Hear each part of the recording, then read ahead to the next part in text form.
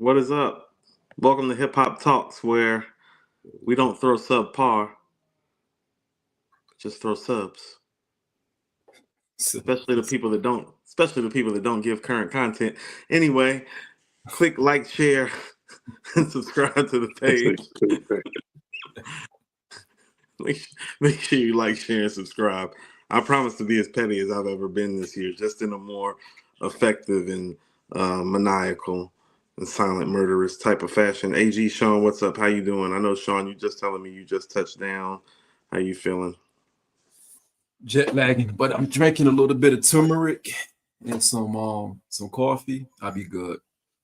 Okay. All is well. Just came back from the bayou. So yeah, I thought we were gonna get some better Bayou news today, but we didn't. yeah, man.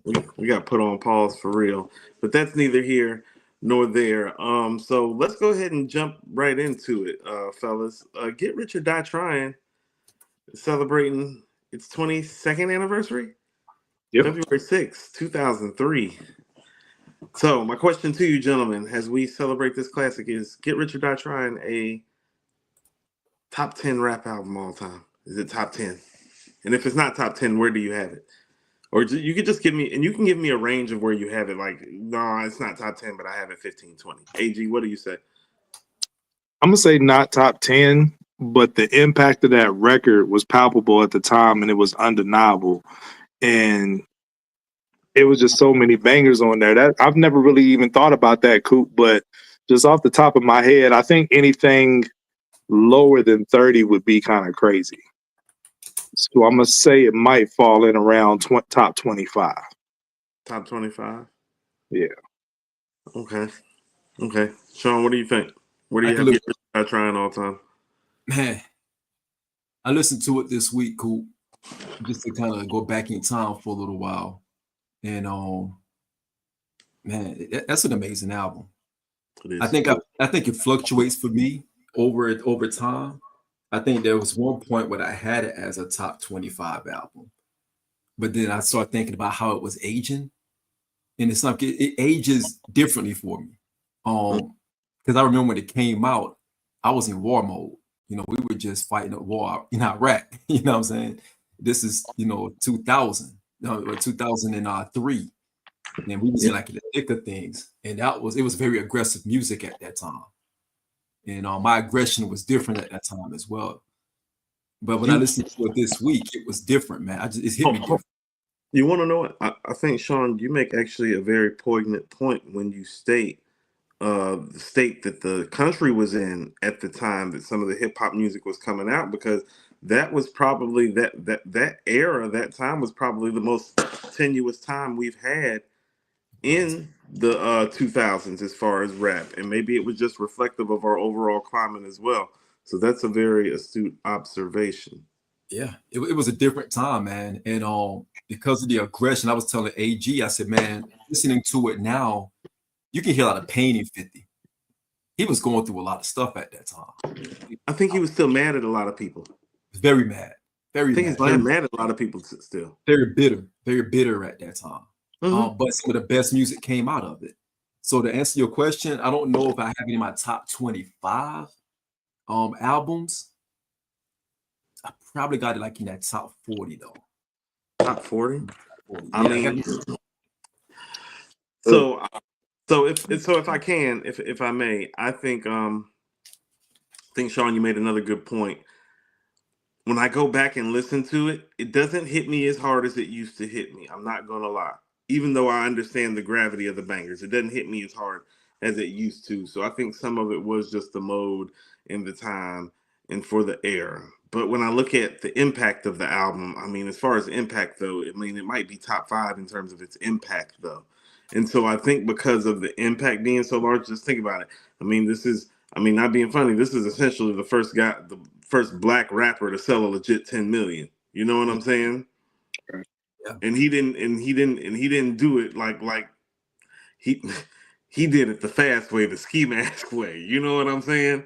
Like he did it a certain kind of way too, where it was like, wow, he did it that way and it won like that big. It literally was like hitting the lottery. The empire that he sits on today, this is the foundation of that. And so when I look at all of those things, and then when I look at the fact, even though it does, I don't know, dated isn't fair to it because you don't talk about other all-time great rap albums that way, and that's what this album is.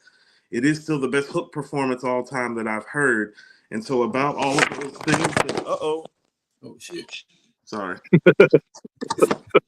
Who said Laptop just slid. No, I almost lost $500 right there. Oh shit! I thought you fell sitting still. No, that's the laptop slid and hit the phone. You know when these screens crack on the Mac shit, you know what I'm saying? Yeah, you got good reflexes, Coop. I still got it. Feels good at this stage. But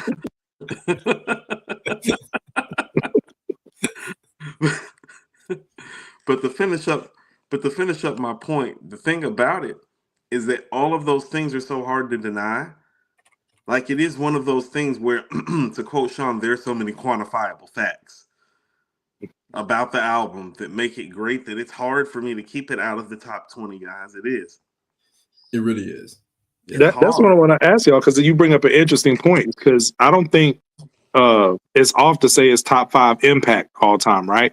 So how do you weight that? How do we average albums like that? Like, just say if the musicality of it all is like top 30 to 40, but top 5 impact wise. So where would you say that would land overall? Because it's a lot of albums that's the inverse of that. They don't have nearly the impact of Get Rich or Die Trying, but the musicality of it is much greater. So here's what I'll tell you. When I hear something like a Liquid Swords or a Moment of Truth AG, I think it's better and it holds up better than a Get Rich or Die Trying. But I think because of those things that I just talked about, it's hard to put those albums ahead of it. That's the problem. Yeah. It's too big. It's too big for those albums. It's massive. Like the record sales are too big. The songs are too big. The moments are too memorable. The aura is too, the presence of it, the feel about it, the vibe, that vibe that Shawn's talking about, that war mode vibe that he kind of brought back to the game, a la a DMX. You know, it's so hard to ignore those things. So when I just hear it musically, is it Liquid Swords to me? No. But when am I putting it ahead of Liquid Swords? Probably, yeah. I'm probably gonna have to. Two things that I want to point to that you all both brought up, with the impact, was that this is an album. It's not many albums in my life, but music marks time. And this is an album where I think for everybody, where you were and what you were doing when it came out. You know what I'm saying? I remember specifically, I was in college. It's my going into my junior or senior year of college. I think it was junior year. And I remember driving to 4 different stores before I could find it. Like, it was that hot of a commodity. Like, I remember going to the mall that had a Sam Goody. I remember going to Best Buy. I remember going to Circuit City. Everybody was sold out of it. Finally went to a record mom and pop shop and found it and copped it. Rode around to it. And then at the time I was working, as an athletic trainer for Marshall University, working with the football team. So they did weightlifting in the morning. So I remember opening up the weight room like mad early, like 5 a.m. so they could get lifts in, right? And just on the speakers, I would play, you talked about the aggression. I remember playing this album every morning in the weight room, blasting it for the football team so they could listen to it while they was lifting. And everybody was like, crazy over this album. And then if you switched it up, put something else on, they'd be like, yo, put that 50 back on. Like, it just marked a moment in time for everyone. And then I actually went to the tour that same year, where 50 performed the album, and it was fire. I mean, AG, you're right. I worked out to it every day. Me and my roommate actually almost got into a fight because I was playing 50 so much. He's like, if you play Many Men, he said, if you play Many Men one more motherfucking time, nigga. Yeah. So it was like that. So shout out to one of the all-time great rap albums, Get Rich or Die Trying. Fellas, we got some new music coming up at real quick. Sorry, Coop, my fault. Real quick before we move on, everybody's favorite song. If I Can't. Favorite? Yeah. If I Can is up there. Ooh. Ooh, If I Can't's a banger. Yeah. Oh my Yeah, goodness. If I Can't's in my top 3. I'm gonna tell you, like, I don't know if it's my favorite song still, but Many Men is still the best song on this album. And that's saying a lot because there's a lot of great songs. And so I'm still gonna tell you Many Men. But I'll tell you the sleeper on the album is Like My Style. Okay. That's a different pick. I don't hear many people say that one. Yeah. Got a little it's Yayo one of those feature on things, there. It's one of those things when you get to that part of the album and his hook game is still so strong. It's like, well, you know, Man, look. Yeah. Yeah. For me, I was gonna say What Up Gangsta, because I think that's like one of the best hip hop intros ever that never gets talked about or brought up, you know, just the way that comes in. But I'm not gonna say that. I'm gonna go with Heat, just for the simple fact that Heat has my favorite 50 Cent. First of all, Dre goes crazy on that beat. And it has my favorite 50 Cent bar ever, which just shows how much of a psychopath he is. He said, if I was you, I'd be shook at me because I get tired of looking for you, spray your mama's crib and let your ass look for me. And once I heard that bar, I was like, yo, this guy's a psycho. Psycho for real. So, but yeah, he's with the guns cocking and the beat and all that stuff, man, it's crazy. Aggressive music, man. Had me zoned out. I'm ready to go at Al Qaeda by myself. Going crazy. It was the start of everything. It was the start of so many things. Like, think about G Unit's run. You know what I mean? Think about The Game. Major. Think about the documentary. Beg for Mercy. Hunger for War. Straight Outta Cashville. The Massacre. And they all had dope features on here. 2 great Eminem verses on this album. The crazy thing is, to your point, Coop, you saying that got me thinking all over again. It opened a new chapter of hip hop because we had just finished the chapter of Nas and Jay. That battle was already subsided by that time in 2003. Get Rich or Die Trying to open up a whole different chapter. Yeah. A whole different era. How about this? It wasn't like everybody was wondering who got next. Well, he just took next. He's like, no, I got next. Yeah. Move out the way. You got to move out the way. Yeah. Right. I got next. Yep. What I will say before we move on, if you don't have this album as 5 mics, the only thing that I take off for this album, and you, Coop, I know you don't really count bonus tracks like that, but those tracks, Life's on the Line and You Not Like Me, Fire Records, and then Wankster 2, all Fire records, but especially Life's on the Line and You Not Like Me, where they were older 50 records. It's a clear divide in 50's tone and how he raps on those records versus the rest of the album. The engineering quality. Yes, big fact. So if I'm nitpicking this album, if I'm knocking it down from a 5 to a 4.5, it's, because of that. But I think for the fans that wasn't familiar with those records, I think it was a good call to put those on there as bonus tracks. So how about this? That's also one of those things too, where it's like you realize how great Dre is with the mix. When you hear those other records, you're like, oh, absolutely. You're like, that's why you go get Dr. Dre. Hey, we got a couple super chats before we get to some preview on the new music. CJ the Kid up in the building. Appreciate the $10, CJ.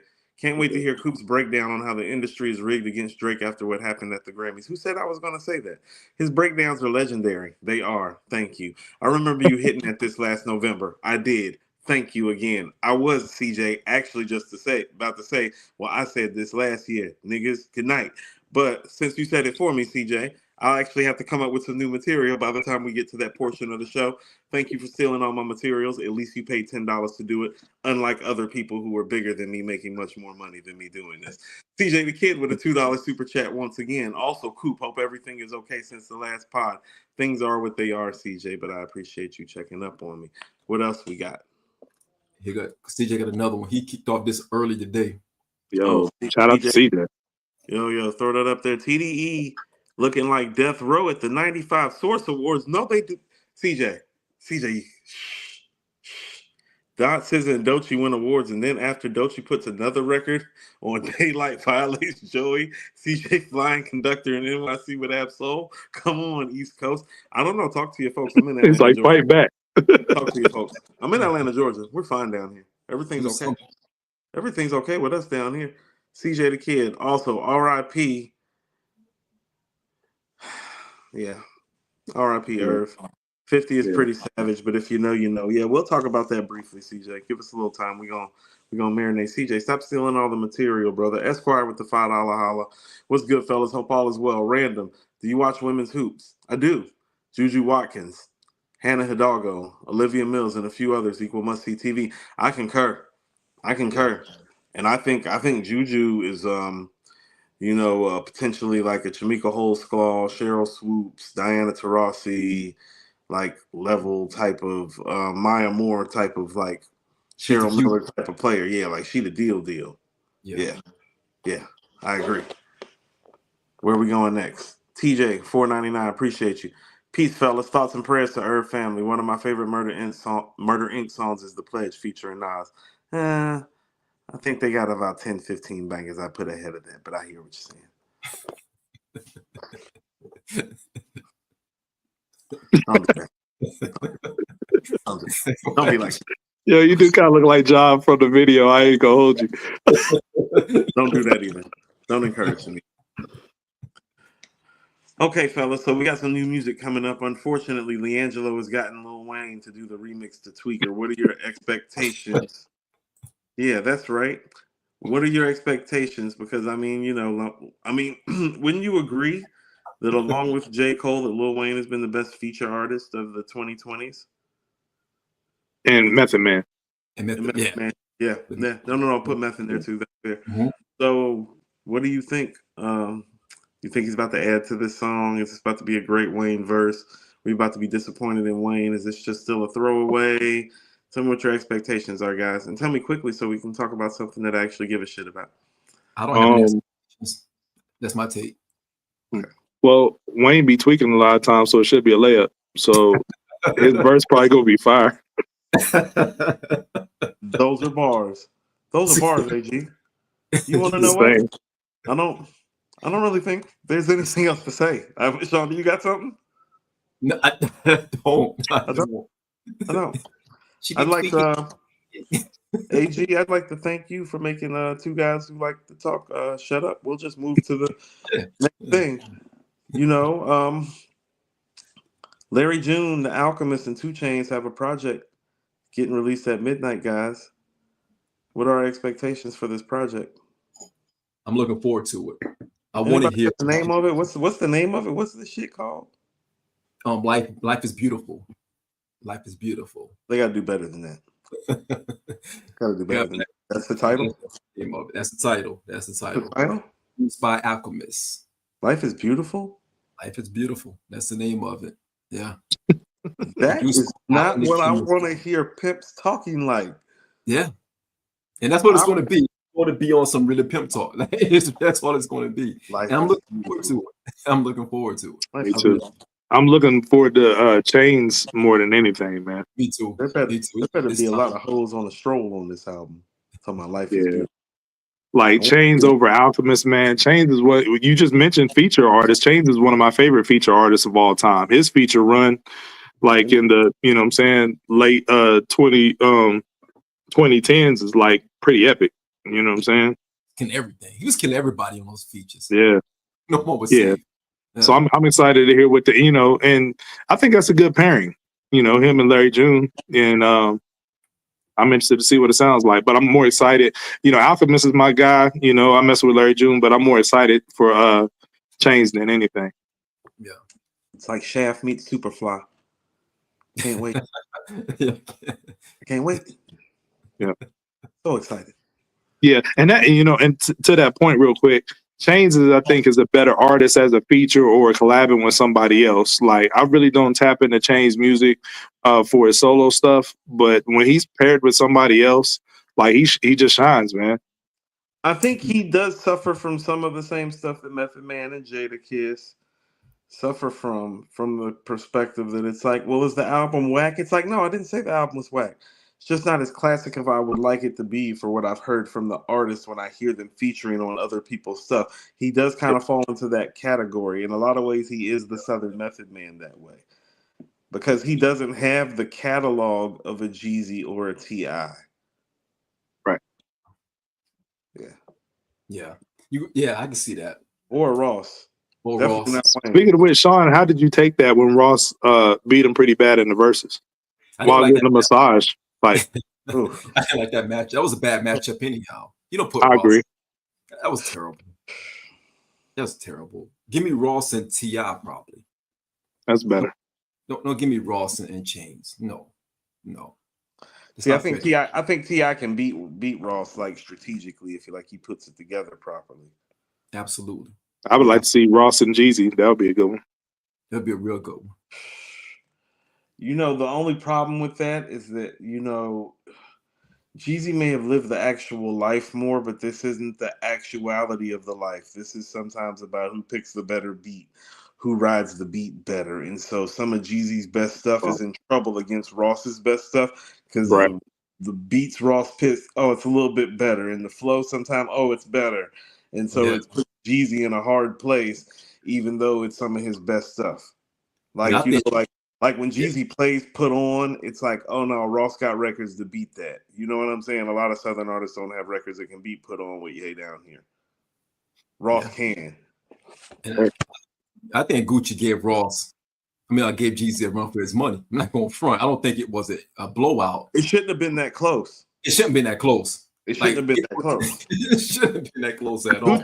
Gucci low key actually let people know how strong his catalog was low key. Yes, he did. He earned my respect. That was one of the more surprise verses where it's like, well, you want to know what? Because I don't want to say that Gucci was like more of a fad than Jeezy, but I think sometimes we forget how dope those records was when he made them. And when you go back and listen to him again, you're like, oh no, he did have shit on lock for a minute. It's like, hold on. Yeah. Jeezy had a cult following, but I think Gucci during his run had a bigger cult following. Bigger cult following, but not bigger mainstream following. And right. Today, and this is what I mean. I don't like how Jeezy played because I don't think Jeezy played the right records against Gucci. Like he tried to beat Gucci at Gucci's game, and it's like, well, your catalog is more diverse. It's like you should have hit him everywhere. Exactly. You know what I'm saying? Like like Jeezy wasn't thinking about it. He was thinking about it like being like on a street level, and he should have been thinking about like bringing out Neo for Leave You Alone. Yeah. You feel me? Right. Like it's like, oh no, I got records that you can't, like, you know what I mean? Like you don't get records like this. You know what I'm saying? Right. Yeah. So that's kind of how I feel about that. Where are we going to next? We're actually kind of like staying with some of the people that we've already been talking about because apparently, 50's been talking about Meech and Meech doing stuff with Rick Ross, most notably the car show that is down here every summer on the South Side. Very close to where I work, actually. Yep. Yeah. Yep. It is, yeah. I passed through there a few times, yeah. Yeah. Open field. About 15, 20 minutes away. Yep.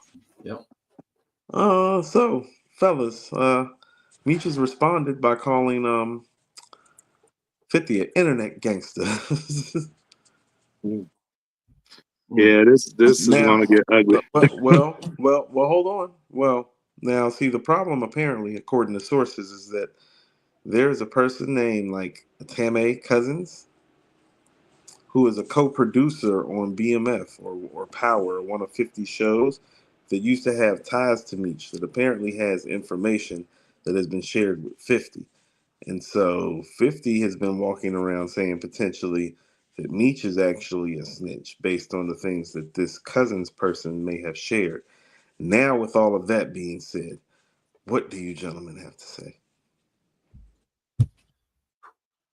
I use the term gentleman like so loosely too when talking to folks. You want me to go first on? Yeah, please. I'm here with you guys.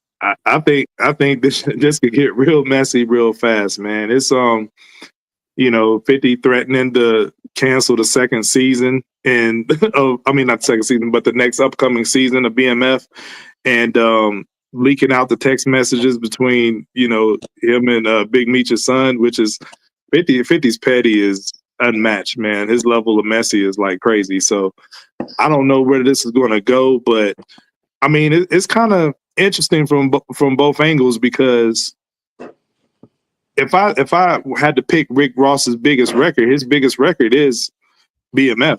Wouldn't you agree? I don't know. It's I up think there. hustling. I think hustling is still bigger. Okay. Hustler's Well, that's big. fair. It's one of his biggest records. Oh no, top five. And if, he was showing Big Meech love and, help putting bread in his pocket, then you got that. But granted, 50 on his side of things looked out for his son and was putting a lot of money in his son's pocket, with the show. So it's kind of an interesting situation. But, I just think it made things go south when, Meech decided to kind of appear with Ross. You know what I'm saying? So Okay. So now here's the part about it that I don't like about what 50's doing. First of all, we all know 50's going to be petty. absolutely. What he does best. Every day of the week and twice on Sunday. Right. Yeah. So like let's not be surprised about what we know. Mm-hmm. But the part about it that I don't like is when he's clowning Big Meech, somebody who is infamously and famously known for being a drug kingpin, being exonerated and free, and finding legal ways to accumulate money. It is not a good idea for somebody in 50's position to clown that. Be like, oh, this nigga need money. He over here doing this for Rick Ross car show. No, I don't like that aspect of it because it's like, he's been glorified by so many of you in rap culture, including you, 50. You feel what I'm saying? So now that he is actually finding ways to do stuff legitimately off of his name because his name is that big in hip hop lore, like let's not like down that or frown upon that. That's actually what he is supposed to be doing. Am I wrong? Yeah, I just more so don't like it for his son. Because according to those text messages, he's like, the infamous "why does it fuck me for" like the 50 Cent joint. That's essentially what his son is saying. Like, yo, let him get bread over there. Like, what's that got to do with me? Yeah. Hey, that's between father and son. Definitely not getting in the middle of that. Yeah.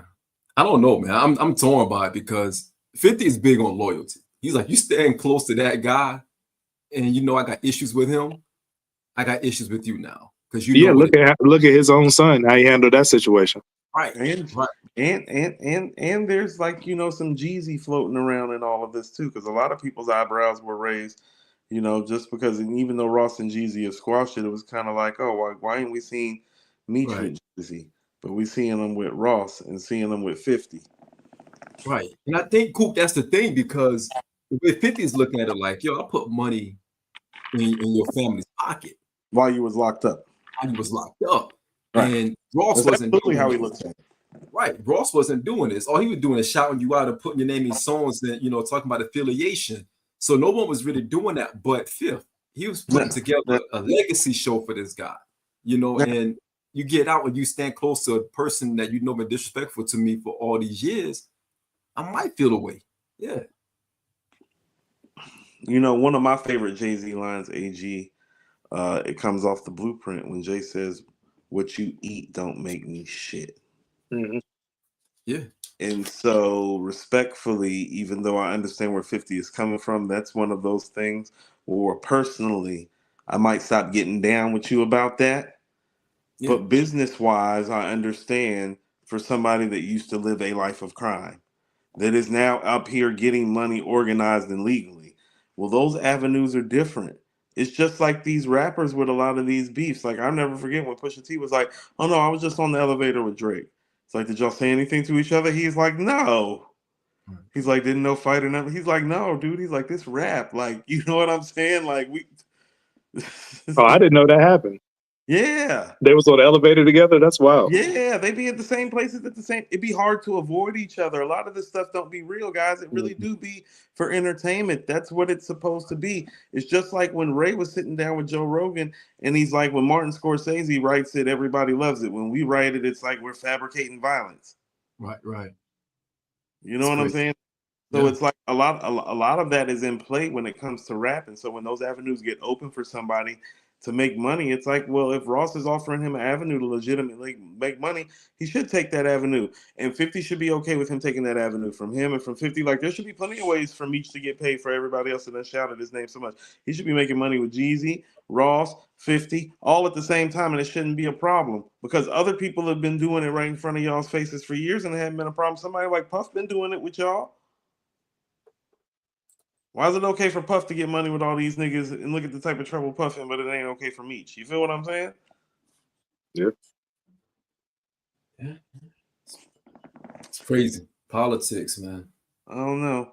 Let's talk about somebody who quite frankly I wish would stop making albums. DJ Khaled is about to release album number 73 called We the Rest.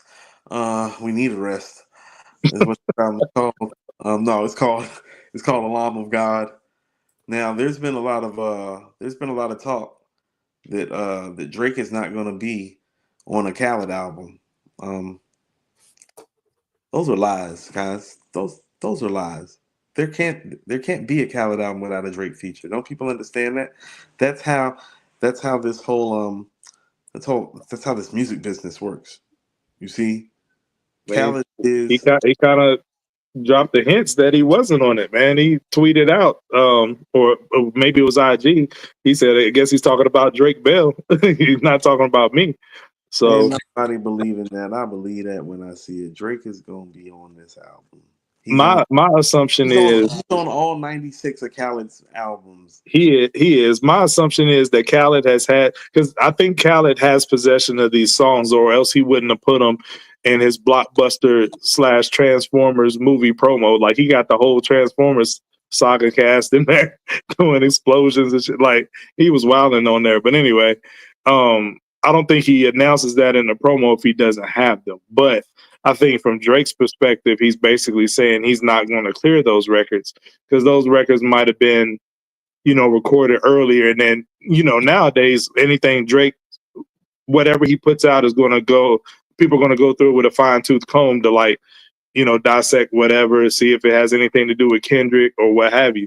So I think whatever he was saying in those records, he's like, nah, we're not putting that out. I think he's going to be real careful going forward with what he lets be released as feature, because it's not the first time he's pulled a feature. Like, I think he pulled it was a couple other features that he pulled like right after the beef happened. I can't remember off the top of my head what they were. I don't think it's going to be on there. I think Drake is about to get into his petty season, and he's going to start pulling everything, any resources that he have for these guys. Yeah. He's going to pull it. He's going to pull it. And I think Khaled is one of them. Drake probably looking at like, yo, you a Rock Nation. When I was getting stumped out by the world, you ain't. Where were you? Where were you? You didn't come out. You didn't say anything. You didn't get stomped out by the world. You got stomped out by one guy. There was a lot of people going at him. Yeah, everybody. That's why he came. That's why he came out at his concert in Australia with the bullet hole hoodie with the smoke coming out the back. You know what I'm saying? Looked like somebody had a minigun. Yeah. A lot of people taking shots. Yeah, that's what he insinuated in that concert. Like, he came out there, like, yeah. You need to insinuate some better records. Yeah, and that's the thing. Like, you're getting your back blown out of pause by everybody in the industry across the board. Whoa. Yeah, that's what he's showing. I said pause though. I mean, hell, we actually kicked him a little bit. You know what I mean? Like, we kicked him while he was down. What I will give him, I did not kick him while he was down. I requested, I gave him till October to give me my OVO jacket. not receive a jacket. Not the jacket. And after I don't get my jacket, it's free bands on your ass again. Okay? Would you take it if it had the bullet holes in it too? I definitely don't want his bullet holes. Okay, I can get shot at without you. I don't need Drake to get shot at. Definitely don't. Have you met my family before? Nah, I don't need your help. I know this is kind of like, off topic a little bit, but you're all checking for that Party album on the 14th. Who? Some sexy the collab album with Party Next Door. Some sexy songs for you, I think it's called. Oh, really? No. I actually will check that out. Yeah, Drake dropping on Valentine's Day. But That's a here's smart the move. thing. I will give him credit that, he can get his ass kicked in rap and then, fall into another bag because he has a lot of different bags he could tap into. So, this is not going to be rapping Drake. So, we don't have to worry about that. This is, he can fall into the R&B bag and still, be fairly popular. But what I'm interested to see is how the fans will accept it and what the numbers look like. Because I think Drake will be around, still for a long time, but this might be the end of his dominance era. And if it's nobody was dominated for this long, if we say it's 15 years or whatever. But I just think it's ironic and somewhat poetic because if you look at his start taking over the mainstream, it goes back to So Far Gone in 2009, which was released on Valentine's Day. So here we are. Which was also 60, really Kendrick, which was also really Kendrick's entrance into the Spear. right. So here we are 16 years later coming out on Valentine's Day. We're going to see if people are still receptive to his music because I don't think Party has enough fans to really push this I'll tell you what, AJ, album. see, here's the thing. I think the only thing that this is, I hate that I keep having to bring it up. It's like, no, he needs a chocolate factory. That's what fixes it. It's not going to be the numbers. It's not going to be the numbers. It has to be the music, AG. Yeah. Yeah, Because it has to be good. But because it has to be one of those things. It's like, oh no, that's the Drake that we know and love. Because when people hear that, that's what's going to drive the numbers. Because now the narrative, low key for a minute has already been that. Well, the music hasn't been as good, the hits haven't been as big. We still love the guy. We're still going to support, but it really hasn't been the same. Now it's been like, man, you got Mollywop by the Boogeyman on top of the music not being as good as it used to be, and that's why the numbers are down. It's like, well, here's the thing. What Kendrick did by winning the battle in the fashion that he did is he gave people a reason for the first time to tune out on Drake. Where it's always been like, well, I know yes. this isn't his best, but it's still good enough and it's still better than most. Kendrick just so thoroughly dismantled him that it made people be like, ugh, I really don't even want to touch it anymore. And when people do that with you, that means you need to give them a quality product. That's why Yeah. I'm saying he needs to make a chocolate factory. And this is why I say chocolate factory. Oh, I don't think chocolate factory is 12 play. You know what I'm saying? But Right. it's good enough, damn it. Well, You know I what I think mean? It's the fatigue classic was enough. the fatigue. That was a great album, but the man, I can't believe I just said that. Seriously, The fatigue phenomenal was album. real even prior to the battle. Like if you look at Yeah. those lineups of albums, like the Certified Lover Boy, followed by Honestly Nevermind, followed by For All the Dogs, it was pretty lackluster and pretty people were getting fatigued even then. This just put the stamp on it. But Shawn, I'm gonna ask you this question. So let's pretend you're a Drake stan, right? This album, this collab album with Party Next Door comes out, and the first week numbers are more than GNX. If you're a Drake stan, what are you saying online with your Twitter fingers? They're going crazy. We told y'all. It's going crazy. They're wrapping up right now. I mean, if you think about it, you look at some of the Drake fans right now. They're waiting for something to drop like this that's going to do numbers. And it's going to do numbers, guys. Let's be honest. It's going to do numbers. It's going to stream. It's going to stream very well. So this is okay. So when you say that, this is what I mean. This is what Kendrick did, and this is what's going to be interesting to follow. I'll give you a personal example of it. I don't know if you guys do this, but like, you guys ever go on our YouTube channel and just, like play our stuff like for the views, just like play all. Like, do you ever go up there and just play our shit? I haven't Like, did that. yeah, yeah. Y'all need to do that because that's how we get more streams and stuff. Drake has more of that than anybody else has ever had. People that even if they don't have time to listen to him because they're such big fans of him and what he does when he drops it, they literally will just put it on play in the background. I literally did that for Mirror Music and HipHopTalks all last Saturday. I just played all of our stuff concurrently on a loop to give it the views from different devices. You know what I'm saying? Because YouTube gives you the play all option. Drake has that in spades usually with people. These numbers are dropping because that hasn't happened anymore because Kendrick has made it not cool You know what I'm saying? Drake's not cool anymore because of all of this. Like Drake needs to make himself cool again. However, he needs to do it because those same people that were so down for him that were just playing him in the background at work or in the shower while they're cleaning the house like I was. No, they're not doing that anymore like they used to. Yeah. Well, if he needs to make himself cool again, he ain't off to a good start with those boots he had on stage the other night. So he need to do something about that. But I do have an idea though. And Kendrick's pretty diabolical, and we'll get to this later. But if I'm Kendrick, it's already been rumored that he has a GNX Deluxe in the tuck. Drake dropping on the 14th.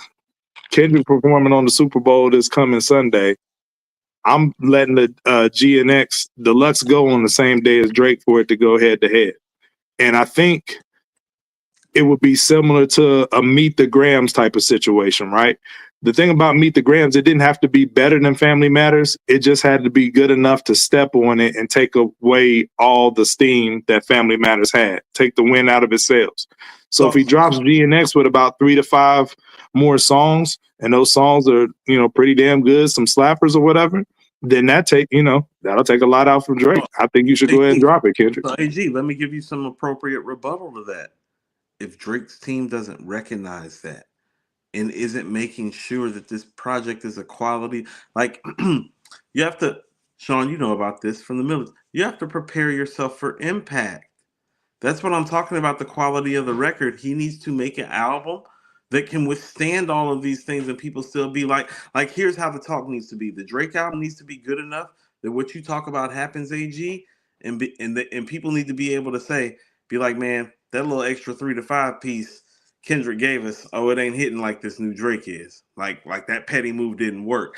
That needs to be the rhetoric. Drake's material needs to be that strong because only strong material is going to change that narrative if Kendrick does that. He has to make himself inflappable to it in music because this, at the end of the day, is still the music business. Now, you're going to sell the records, and we know that we're going to sell the records, but now you're officially at the point because of what happened to you that the quality of music that you make is going to affect the business side of it because people need to not be able to pull up on that Kendrick 3 to 5 piece on the deluxe and be like, oh, that's just as good as Drake's whole project.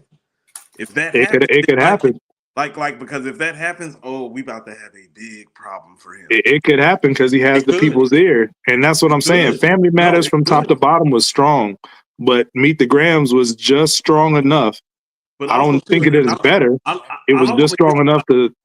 I don't want to give too much away, but we need to actually have a conversation about GNX, about some of the conversations we're going to have later. But let's slide to the next topic, which coincidentally is, Kendrick did a press conference today, essentially, about a Super Bowl performance upcoming and just about, everything that's going on within the past year. He sat down with Ebro at Apple Music. And what were your early... Oh, yeah. I mean, what were your early thoughts about the interview? I have a lot of journalistic thoughts, and I have a lot of artistic and stylistic thoughts. But go ahead, Shawn, you want to go first? Give me 1 second, guys. I'm trying to get something in the chat. Go ahead and go, AG. No. Personally, I thought it was a decent interview. I kind of knew they weren't going to ask him any of the real hard questions, like, "Yo, do you really think homie's a PDF file?" Like, they weren't going to do nothing like that. But there's a lot of burning questions that they left on the table. But overall, I think it was pretty good. The highlights for me were him talking about his mind state between Mr. Morale and GNX and how he had to switch that up. You know what I mean? Because that's something you speak to a lot, Coop. And also his and also his conceptual writing style, and kind of later in the show at the end hinting at his set that it's going to be like tell a story. So I thought that was pretty fly because Kendrick's a conceptual writer anyway. So if you curate your track list like you're curating a concept album or telling a story, I think that could go over pretty crazy. I think that'll be really dope. So we have to see what he has, in store. But that was my best takeaways from the interview. Okay, here were some of my takeaways. First of all, he told me he had a staff of 30 people. Okay, having a staff of 30 people is why Hammer went broke. Kendrick fired some niggas. Okay, Need to fire 5 to 10 niggas. That's how Hammer went broke. Hammer had more than 30. Okay. Way more than 30. Okay. Hammer had about 300. He had all of Oakland. He had the whole Bay on his staff. You need to watch it. You need to watch it. People think I don't like you. I love you. I'm just looking out for you, brother to brother. All right, watch that. If you only got 30 to 50 million and you got 30 employees, who you gonna be on tour for a long time, Kendrick? Hopefully. I don't know. Okay, AG, I'm gonna be honest with you. I didn't love the interview, and it wasn't because of Kendrick. I actually thought Kendrick actually gave a very good interview for somebody who doesn't normally give these types of interviews of this gravity and this magnitude. And he got progressively better as the interview went along. Like some of his last statements and indie statements were some of his best stuff because he got more comfortable and settled into the interview. They just came off as fans as far as journalists are concerned. AG. Nadeska was pretty starstruck up there, man. Yeah, and it was just fan behavior and fan questions. And so I'm going to question the journalistic integrity, but I want to be clear about that. I'm not questioning Kendrick because Kendrick actually did give a good interview. And I liked and appreciated a lot of his answers. I just feel like the questions that he got asked were softballs. I felt like they definitely played the fan role to varying degrees at varying times. Like Ebro literally made the crowd applause one time. Like, oh, y'all need to clap for this. This is Kendrick. I was thinking like, stop making them applaud. Like when he said thank you for fighting for hip hop, I'm like, yo, like fam is nice. He's not Chuck D from Public Enemy. Yeah, it was some pandering going on, but I watched the interview. It was some look of who and the rubbernecking going on. That's what we said. KG. I wasn't surprised when I watched the interview because, like if you watch, other shows when they talked about him and the situation, I expected it to go how it went. So I didn't really grade it that hard in that regard because I expected it to go like that. But I more so took from it what you talked about, what Kendrick's answers, they were softball questions, but his answers were, I like where he took his answers and how he did the interview. And he's somebody who doesn't interview a lot. And I think, I just want to point that out for a little bit.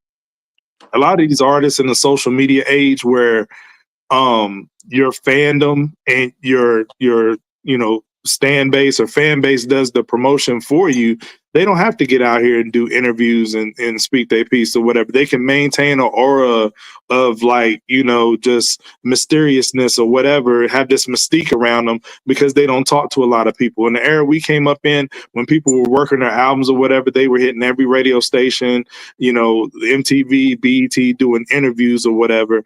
And, they were getting their voice out there. Now you can maintain a level of aura just by not saying nothing to nobody when a lot of people have unanswered questions that they want to get at you. So, I mean, it was an okay interview. You know what I mean? There was a lot of questions left on the table, but Kendrick probably won't be doing any more interviews because this is like the biggest promo thing he's doing as far as the Super Bowl and then, setting up for his tour. So I don't see those questions getting asked or answered anytime soon. Okay, so this is what I mean when and Shawn, you can jump in after this. When he says when he is saying stuff, well, I did it for the culture. He said that a lot. It's like, what does that mean to you? Like it's easy to say that. Like, don't just say that to me. Like, to whom much is given, much is expected. Like, you're sitting in this position for a reason. Like, don't just tell me that you're doing it for the culture. Explain to me, like, what that culture means to you, especially when the interviewer is saying at the end of the interview, thank you for fighting for hip hop. And I've always told you all this. People think I don't like him. No. I love his music and I'm a big fan of his catalog.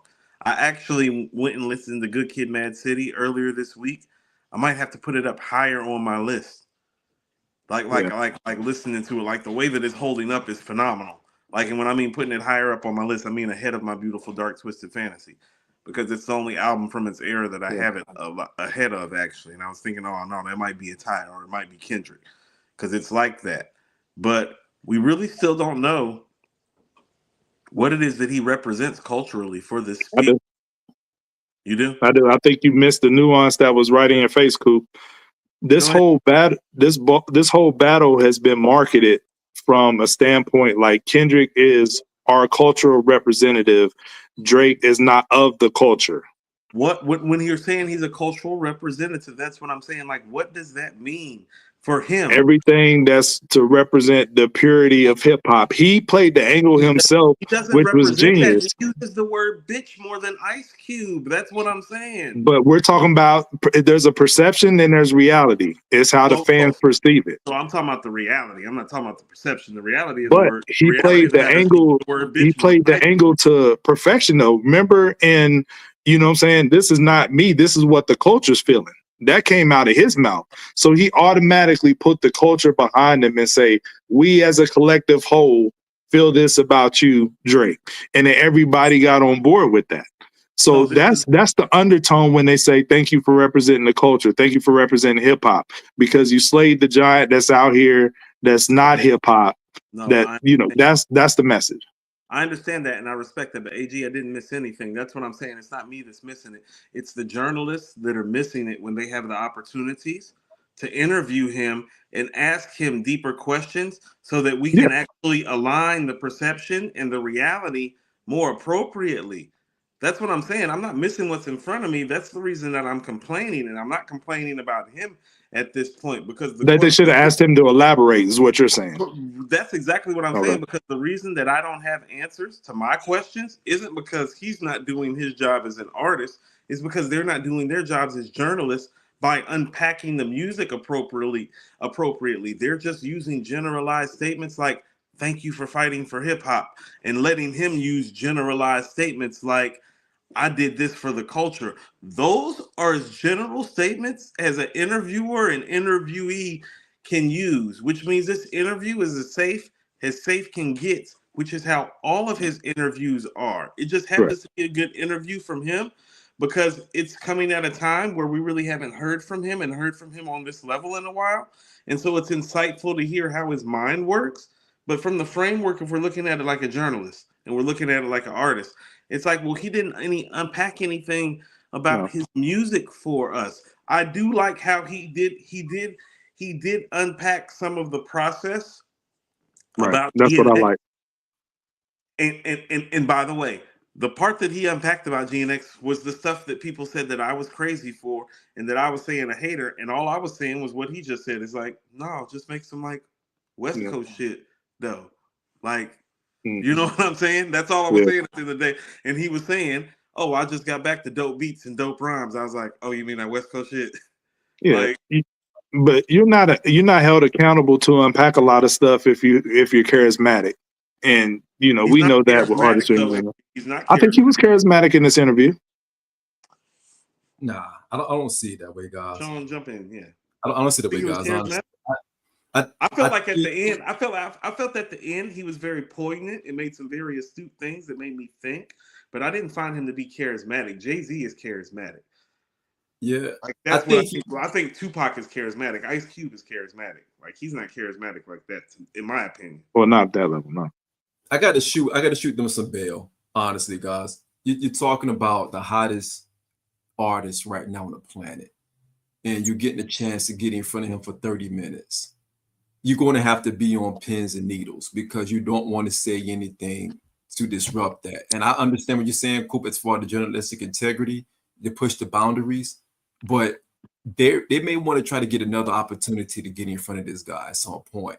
The purpose of this meeting or this interview was really to talk about, the legacy of him being on the Super Bowl. It wasn't to do a deep dive per se on a hot topic we know at hand. Ooh. So Shawn, when you're saying that, if this is a legacy conversation, because it was a legacy conversation because it's talking about his ascension to the Super Bowl. Well, here's my thing. Why are we not unpacking? Well, he personally did some unpacking of the rhetoric on Good Kid, a Mad City, but there was no rhetoric on To Pimp a Butterfly and Damn, which quite frankly, in terms of explanations from the artist, we don't have two pieces of work like that from a greatest artist like that, where we don't have an explanation from them that we can go back and like literally YouTube or listen to interviews from that really give you an explanation of what that process is like for them, what the album is like for them, what some things mean and represent from the perspective of the artist. And here's what I mean about perspective of the artist. When Jay did Volume 1, one of his favorite songs was Lucky Me. That's in most people's bottom 3 or 4 on that album. But for Jay, that was the top I of the love album. that song. But that's the type of stuff that Jay would share with you, though. Yeah. But see, They would that's share the that thing. with you. Like, no. He's like, I fuck with this other stuff. Like, I know y'all playing a million and one questions. Lucky Me is my shit. Like, Jay would tell you that. But cool, that wasn't that. I don't think that was the goal for them. I think the goal was to say, you know what? Hey, we got this guy. We the only one that got him. You can't tell me the records you like. Well, no. And why you like them? To your. Let me ask y'all that. Wouldn't you want to be remembered as the interviewer that asked the tough questions and do that? Because if only so many people get an interview, me personally, if I was in that spot, I would want to be, even if it ruffled some feathers or whatever, I would want to be seen as the person who asked the memorable questions. Like, I don't think in modern media we have somebody, remember, like, what's his name? Kevin Powell, the one chick from MTV, Tabitha, I can't think of her name. But like, she had the Pac interview. Like, they were asking the great questions. You know what I'm saying? The major questions that everybody wanted to know the answer to. They weren't like softball pitch questions that were being asked back then. And granted, we always talk about we're from a different era. I get that. But still, like, think about this. Barbara Walters is getting to interview Whitney Houston. Do you think Barbara Walters is going to accept the interview if she can't talk about all the rumors and speculation around Bobby and Whitney's drug addiction? Like, do you think that but she's that's gonna not take even in the hip hop sphere. I'm talking about people who did great hip hop interviews. No. I'm just talking from the perspective of journalistic integrity in terms of like having room to ask questions. It's like, I can't ask this hoe about her drug addiction. Where is she getting her cocaine from? It's apparently better than mine. It's ruining her life. My cocaine addiction is not ruining my life. I want to know where she getting her cocaine from. Like, you know what I'm saying? They pregame for all that stuff now. They pregame. No, they used to pregame for that stuff then too, AG. That's what I'm saying. But it used to be okay to ask a certain level of questions as a journalist without ruffling the feathers. And the person and the PR person and the person that's responsible for handling the artist would prepare the artist to answer those difficult questions. It's like now they've just taken that off the spear. It's like, no, you're not allowed to ask tough questions because we don't have time to prep these niggas. Yeah, and it was only a half an hour interview to start with. Go ahead, Shawn. My fault. That's what I'm saying. Like, I get what y'all saying, but you got to think about who you're talking about. You're talking about the guy. You're talking about the one who's in pole position right now. Pause. This is Kendrick. His team told him straight up and down, this is where you don't go. You don't go with this. You don't say this, and you got to make sure you touch on this. It's too many boundaries that they're going to put in place. Too many controls they're going to put in place to make sure this interview doesn't go off the rails or go into a different space that he doesn't want to go down that road with. I get what you're saying. Trust me, but it's no different than the major artists. But Nas was on Drink Champs. Think about how many softball pitches that Nori was giving him. Yeah, he didn't ask no tough questions. But I tell you what. I tell you what, I don't love that interview outside of the fact that it's like, oh, look, Nas popped up for a few hours. When does he do that? It's the same thing that this is. But here's the difference. But to your point about Desk and them, Nas is my guy, but Nori was acting too much like a fan. Granted, that was part of the problem with the interview. But at least they didn't even address the tension they had with each other, and people wanted to know stuff behind that. Correct, but at least Nas pulled up for a few hours, so at least you got a few hours. Shit, it was one. If you put up for 1 hour, that's Drink Champ's shortest interview ever. Promo, that was a promo because he had just Master P was also Lost Tapes 2 was coming out. But you want to know what? But this interview felt a little prime Nas-ish to me, and I don't mean that in a good way. I mean that it's like, well, the interviewer doesn't have much time to get to know this artist that traditionally doesn't give these type of interviews on this stage, and the interviewer and the interviewee isn't used to giving these interviews, and so some of the responses are really great, some of them are just okay, some of them are good. It very much reminded me of an old Nas interview. I don't mean that in a glowing way. Like, when I'm talking about an interview being glowing, I do mean a Tupac interview, an Ice Cube interview. Yeah, I don't think Nas is one of the best interviews. Like, for whatever questions is going to be asked, because he just doesn't open up that much. he's 15 times better in the last 15 years than he was the first 15 years. Right. The first 15 years. To that charisma thing, he's more, you know, he more opens up a little bit more. Yeah. Yeah, he's more comfortable now with those things now. Yeah, the old interviews, you could tell he don't want to be there. Yeah, like I don't even want to talk or be blazed out of his mind. So I mean, so overall, it was overall a good interview. I don't feel like he was challenged. I don't feel like I learned anything new. And I asked myself, like, how much are y'all playing GNX, guys? I still play it. I play from time to time. Yeah.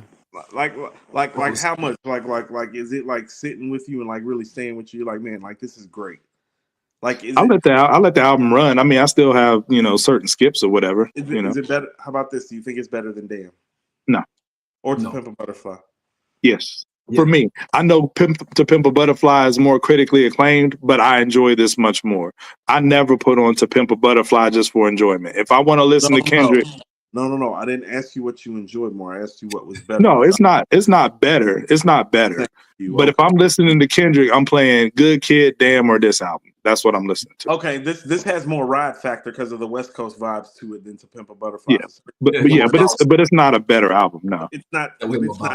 But respectfully to it though, it's not touching To Pimp a Butterfly, and this is coming from me that is criticized To Pimp a Butterfly, right? Not having a ride factor to it and asking him to make something with a ride factor. Him making something with a ride factor like this, it's still not To Pimp a Butterfly. Yeah, To Pimp a Butterfly is more like an art piece. Like, it's not the album. You could recognize it for what it is as a classic, but a lot of people are not going to listen to it. I don't hardly ever hear people playing To Pimp a Butterfly, but it's an art piece. So I say this to say this respectfully. Is this album a classic? Definitely a classic moment. Me and Shawn talk about this all the time. Like, if the Carter 3 can be held as a classic for the quality that album is because of the moment attached to it, then I don't see why this can't be considered a classic. This is just as big of a moment. It's a quality album, and I think it's up there with the Carter 3. Wow, really? Carter 3? Yeah. I'm going to put that far up there. I don't have it as a classic. I have it as a really, really dope album, really dope moment. I think the moment is bigger than the album. I do too. That's how I feel about Carter 3. That's why I'm saying that. Carter 3 has some stuff on there though. Wayne was going crazy on Carter 3.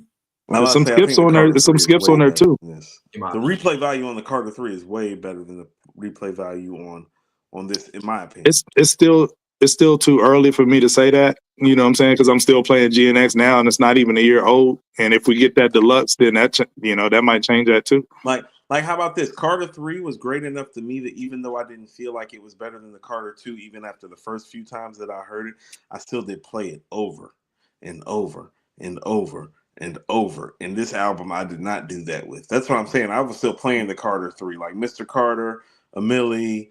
But you're a bigger fan of Wayne than you are Kendrick, though. That's the thing. That's not true. I prefer Good Kid, Mad City than anything Wayne's ever made. I'm actually a bigger Kendrick fan than I am a Wayne fan. Really? I just grew up on Wayne more.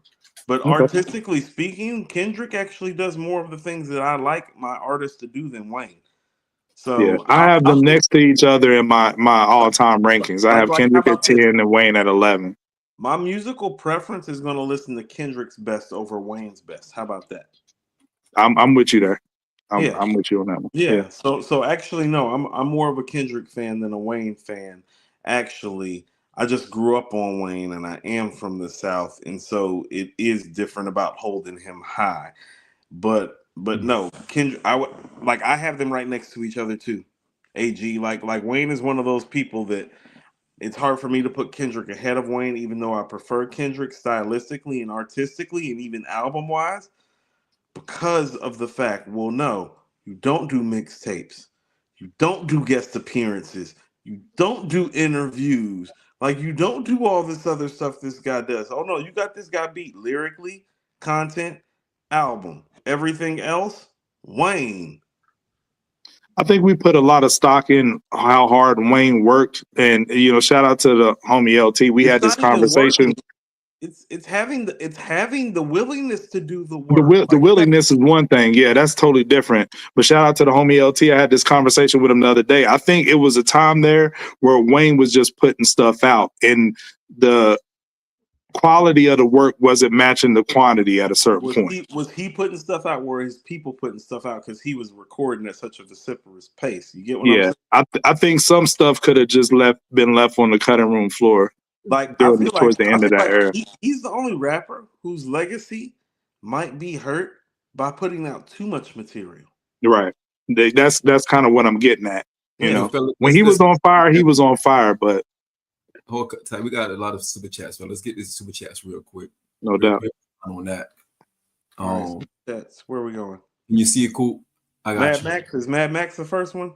No, we got Esquire, the first one.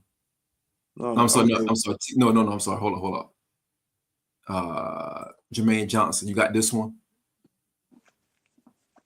Yeah, I see you. Jermaine Johnson with the $4.99 super chat. Jermaine, 50 is gross. His trolling of Irv is not funny at all. Irv's body was still warm. We shouldn't allow anyone to disrespect our legends, not even 50. We're gonna talk about it briefly. Yeah. Don't even worry about that, Jermaine. We got you. Joe Young with the $10 super chat. What's up? Good work, Coop. You were correct about the Drake situation, about a quality album. I remember when Jay made Blueprint 2. It didn't hit like that after the battle when he made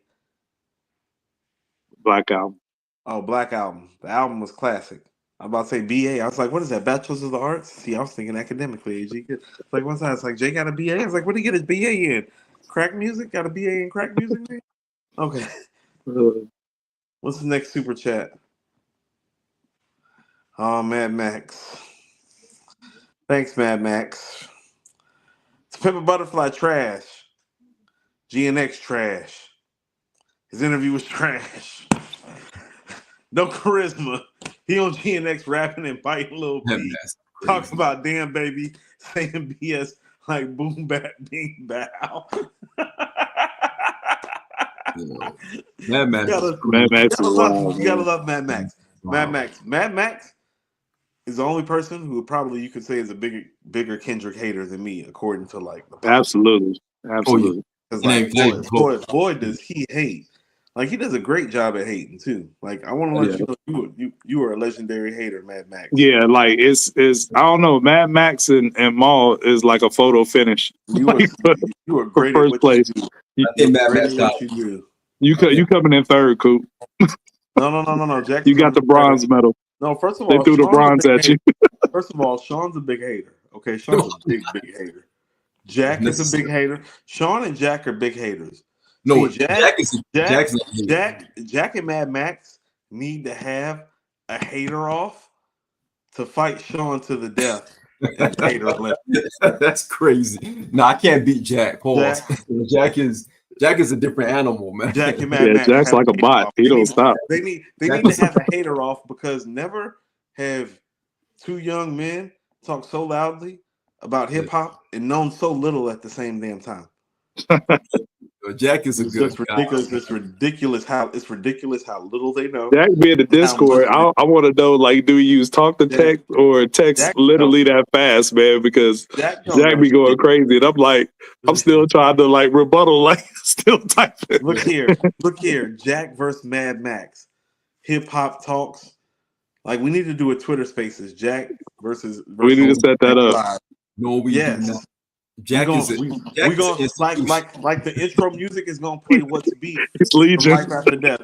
We're gonna have What's Beef playing in the background, and we get to hear these ignorant ass motherfuckers talk about a bunch of shit they don't know nothing about.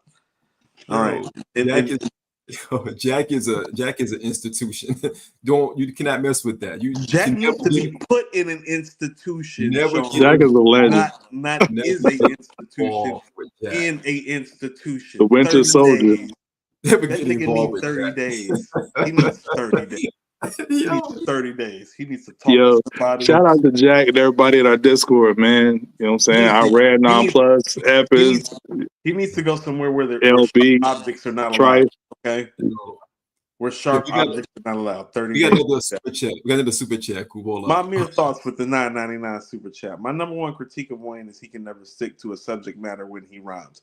He's all over the place no matter the song. That explains most of Mad Max and Jack's takes on It's like, Twitter. Thank you, my mere yo, thoughts. when I say that a couple weeks ago, like I was getting cooked because I was saying that Wayne was incoherent. I wasn't trying to be disrespectful, but that was my point. What disrespectful?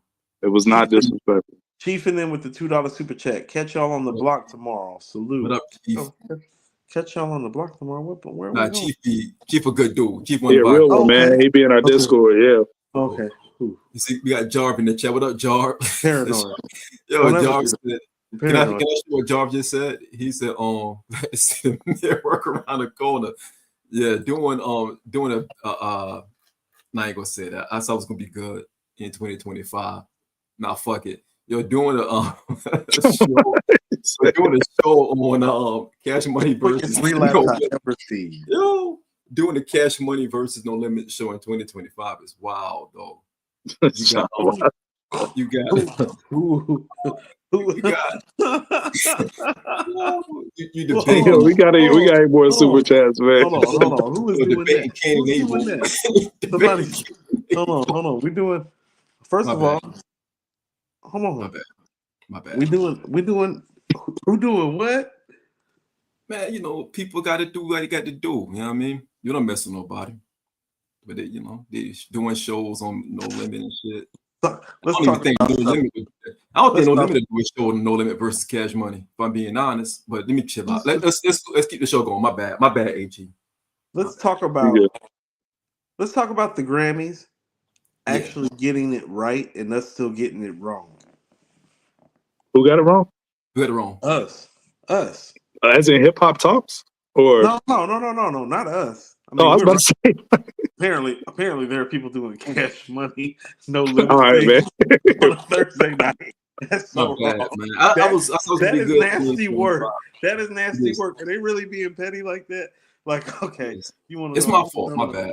I apologize, guys. I don't want no beef for nobody out there. Y'all super thugs out there. I don't want no beef. Where? No. This is hilarious. No, okay, so legitimately about things that matter currently. About things that matter currently that are going on, that are happening. Yeah, current news. I think that the Grammys got it right this year, but I think the problem is that we care too much that they got it right. Like, why do we still care? I think this is the problem with us. I think the bigger conversation isn't like the Doechii wins, the Kendrick wins, Rhapsody, like Beyonce. Like, it's not that. It's the fact that we keep on pulling away when we feel like we're done wrong, which is 90% of the time. But then that one time every literally 5 years, because I feel like in 2020 was about the last time they got it right. It's like, so every 5-10 years they throw us a bone and we're like, oh, here we go, we salivate at it. It's like how blacks are with the Democratic Party. They do not understand that the Democrats and the Republicans are filling out the same sheet at the end of the day. Are we gonna have these niggas make lemonade or pick cotton? It is the same agenda. It is just about how you go about the agenda. So why do we even care that they got it right this year? I thought we didn't care anymore. See, our problem is that we can't stick to our guns about anything.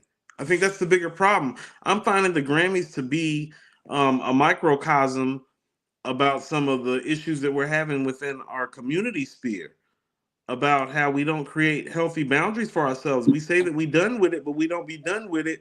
And then when they do something right, it's like, look how people have been riding for the Grammys and like, oh, Kendrick won 5 times and TDE and Doechii and da-da-da-da-da.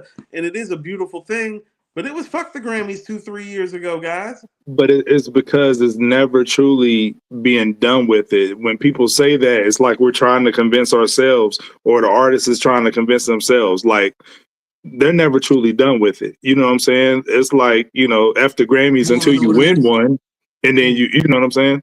AG, So, you want to know what I just realized? We're in an abusive relationship with the Grammys. It's the same song and dance for years. But like I said, it's never truly. we've been getting beat on and accepting getting beat I on. think you know what I'm saying. The perfect example of that is Jay-Z's long-winded speech last year at the Grammys. Disgruntled because Beyonce didn't win, and then she turns around this year and they damn like, well, we ain't gonna have them in the. If it was after Grammys, then whether she was nominated or not, you wouldn't pull up to this event, would you not? But they was like, well, we'll hand you one since you was disgruntled. And then, they say that you won. And you're like, let's act surprised for the camera and shocked or whatever. You know what I mean? That was nasty. You know what I'm saying? I'm like, come on now. Like, I thought she was gonna start breaking. Like I thought she was about to start breakdancing the way she was jerking. I was like, yeah, it's like, come on, man. Like at the end of the day, we're never truly done with it. And when black artists say that, they're just trying to convince themselves. We as like fans and viewers, we say we done with it. I personally didn't watch it, but I'd be damned if I'm not here right now talking about it. You know what I'm saying? So it's the same song and dance every year. We care about it. Let's admit that we care about it. See, that's where I feel conflicted, AG, because I find myself as somebody that's in this space now.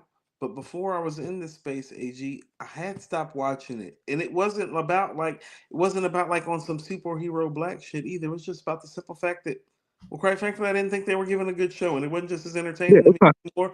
It's not something I regularly tune into. Right, and as an adult, I just had better stuff to do. I didn't feel like they provided me with big enough moments that I could get into, like Beyonce performing with my idol Prince, singing the beautiful ones. Oh no, that was big. I was sitting my ass on the couch like, ooh, Beyonce performing with Prince.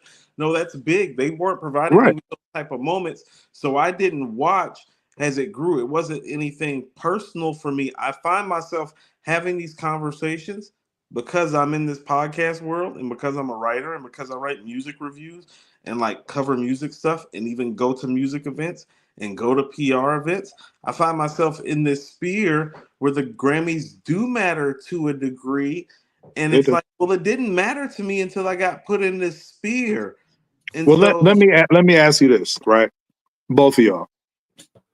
If you don't watch the Grammys and you don't care to watch it, aren't the next day you still tapping in to see who won what? Because if you do, then you care. In my book, that's like Shorty breaking up with you or whatever, and you saying like, "Nah, I don't even care about Shorty or whatever. I'm done with her." And then you checking all her socials. You know what I'm saying? Like, so you care. So this is what I mean. So it's almost caring by affiliation for the love of music. Because here's what I'd submit to you: for all those years that I didn't watch, and it was probably about 6 or 7 years I really didn't watch AG. Well, but because I did music, because I'm around music people, because I love music people. Oh, well, it's hard for me to escape the conversation because all I got to do is pull up my social media and see the DJs that I've done stuff with, the artists that I've done stuff with, the producers that I've done stuff with, talking about what? The Grammys the day after. So even when I didn't watch it, AG, I was still informed because I'm part of a music sphere. I'm part of the culture. And so there is no way for me to avoid it. And so you're right. There are years that I didn't watch it and I was informed on stuff just because all I had to do was cut on Facebook or Instagram and somebody who I knew who I used to do music with was talking about what they saw. Yo, I don't believe they did like the Mac Miller Kendrick thing. Oh, I didn't know that happened. I didn't watch those Grammys. I've been stopped watching the Grammys. Oh, you mean not Mac Miller, it was Macklemore. Mac Miller, Eminem, peanut butter M&Ms. I don't give a damn. Like you don't. No, there's a clear difference in all three of them. Like, look here. All I'm saying is when Kendrick got hosed, I wasn't even watching. I had to find out on social media the next day. I was like, they went and gave this motherfucker over Good Kid, Mad City. So do you think they're trying to overcompensate and make up for that now? Like too heavy-handed, like Drake said Kendrick opened his mouth, somebody give him a Grammy right now, or they think they got to make up for that flub? So I mean, this is going to kind of go into our headline topic, which is essentially like what Kendrick did at the Grammys. But what I would submit to you guys is that, well, I don't want to sound like a hater. Did Thriller win 5 Grammys? No, Thriller won 8. It was 8 or 9. Right. Yeah. Think about Bad didn't win any though. Bad got no. I was out. about to go down the list. For you. How many did Purple Rain win? 9. Did it win 1? Did it win 1? 1, 2. 1, 2. Okay, I thought it was maybe original 1. Okay. Screenplay and I think it won like best original song and best screenplay or something like that because it was movie affiliated more than music affiliated. Right, that's what I was. Yeah, it wasn't music affiliated. It was movie affiliated. Bad doesn't win any Grammys. Lauryn Hill's The Miseducation of Lauryn Hill wins 5 Grammys. Mm-hmm. Stop calling me a hater when he wins 5 Grammys. Listen to the stuff that I just named out for you. Like, what's going on? Do you know how many? Like, how about this? He won more Grammys in one night than Marvin Gaye won in the 70s, y'all. Like, you don't think it's a little skewed? You don't think the media controlling the narrative a little bit? I'm gonna say that again. He won more Grammys the other night than Marvin Gaye won in the 70s. Don't tell me that the media is not driving this shit. Well, let's keep it in the same spirit. Drake has not 5. About the music. It's not about the music is my thing. Yeah, Drake has 5 total himself. You think about all the genres that Drake crosses, right? The big hits he has, and the Grammys a lot of time like to act plugged in, like they're in the know on certain things, like the obscure artists or you know how they do, and then sometimes they give it to the bigger records. But you know what? Drake's best songs are very, very black though. Right, but he only has 5 Grammys total. 5 Grammys is because his best songs are actually really, really black. Yeah, Kendrick, I think, is 3rd all time in hip hop behind Jay-Z and Kanye. But what I will say about Kendrick, I think if you look at his Grammy resume, I think more of that's predicated on his catalog than Jay-Z or Kanye, which is more predicated on collaborative stuff. Kanye with the producer stuff, and then Jay-Z with the collaborations. So if you look at it from that angle, Kendrick might be the most decorated Grammy hip hop artist, more so based off his catalog. But what I'm trying to tell you is that 5 Grammys. Think about this. He won 5 Grammys. Off one song. It took Lauryn Hill one of the best albums, literally, of the last 50 years in music to get 5 Grammys. Which ones did you think which Grammys do you think he didn't deserve to win? Which categories? Do you think it was the best song of the year? Yes. Like, period. Yeah. What else did he win? He won Record of the Year, Song of the Year, which I don't understand the difference between those. Okay, two. I think song is songwriting credit. Record is the entirety of the song. Record of the Year, yes. Songwriter, like maybe something else could have won that because Not Like Us is not fantastic lyrically, but it's a big smash hit. He won Best Music Video. I don't tap into music videos like that, so I don't even know what else was up for nomination. But I can't speak to that. He won Best Rap Song. That's a definite yes. He won Best Rap Performance. That's a definite yes. I'll give him Rap Song and Rap Performance. I can't give him the rest just clearly. Not Record of the Year? Not just scot-free. Not Record of the Year scot-free. Can you name a record that's bigger this year, even outside of hip-hop? I can't think that. No. That's what I'm saying. Is like I understand that it's bigger than hip hop, and about a lot of my personal matters last year, I didn't really tune into outside music outside of hip hop like I normally do to make that call fairly. And so I'll tentatively, like, if you want to tentatively slide on that 3rd one, like I'm cool with that. But it's like 5 Grammys is a lot for one song, guys. They're essentially saying that it might be the best song in the history of the Grammys. Is there a record of anybody else winning 5 Grammys for one song? I wouldn't know. Like, think about that, 5 Grammys for one song. Like, that's like beyond Stevie. That's beyond Michael Jackson. Like, that's what you're saying when you were making, like, it's not that. It's not. Stop telling me that it's that. Like, stop expecting me to buy that level of it is what I'm saying. It's like, if you want to tell me that it's the rap song of the year, that's a landslide. If you want to tell me that it's even record of the year, music-wise, because off the top of my head, I can't give you anything else from last year, but I also wasn't tuned in like I usually am, I'll give you that. But if you're telling me it's the most well-written song from last year, it's like first of all, it's like, what was he really saying in the song? Like, think about it. Some of the lyrics in the song, wah. Like, that's songwriting of the year. I hear hold you. On. AG, wop. That's songwriting prowess. Yeah, not songwriting, but like, I hear what you're saying. I hear what you're saying, but when you see the footage, I don't think I've ever seen a reaction like that from other artists when And somebody's name was called. When everybody yelled out A minor, when you got Taylor Swift toasting and dancing, Beyonce dancing, Jay-Z cheesing from ear to ear. I don't like, it's hard to say that record is not that level when other artists' reactions were like that. And then, first of all, that's all for camera, AG. And then video wise, it's like, I'm gonna be honest with you. Like, my thought on the video is I thought the video was really dope. A whole lot of the video was very reminiscent of All Right to me and King Kunta. Like it's reminiscent of like that time. Like he's done those types of videos before. This is like in terms of innovative and ingenuity, it's like no, video wise, it wasn't like it was anything groundbreaking. No, it wasn't that. Yeah. Like stop telling me that. Like stop telling me that an 8 is a 10. Like if you want to tell me that it's an 8, it's like oh no, that's an 8. Stop telling me it's a 10 is what I'm saying. What you got, Shawn? Yeah, I got it. We can slide on to the next one. What about the Doechii win though? Good for Doechii. I think that deserved Rap Album of the Year because we sung high praises on that album. It was definitely top 5, and she's a star. So I think that was a good win. You know, some people just catch the public's attention, and you're happy when they catch the public's attention. And she's just one of those people. And so I think even though I didn't watch these ceremonies, when I went back and watched the highlights, watching her win Best Rap Album was the highlight of the show for me, in my opinion. Even though it felt like a little staged, it was like you said, AG. Here's my thing with her winning.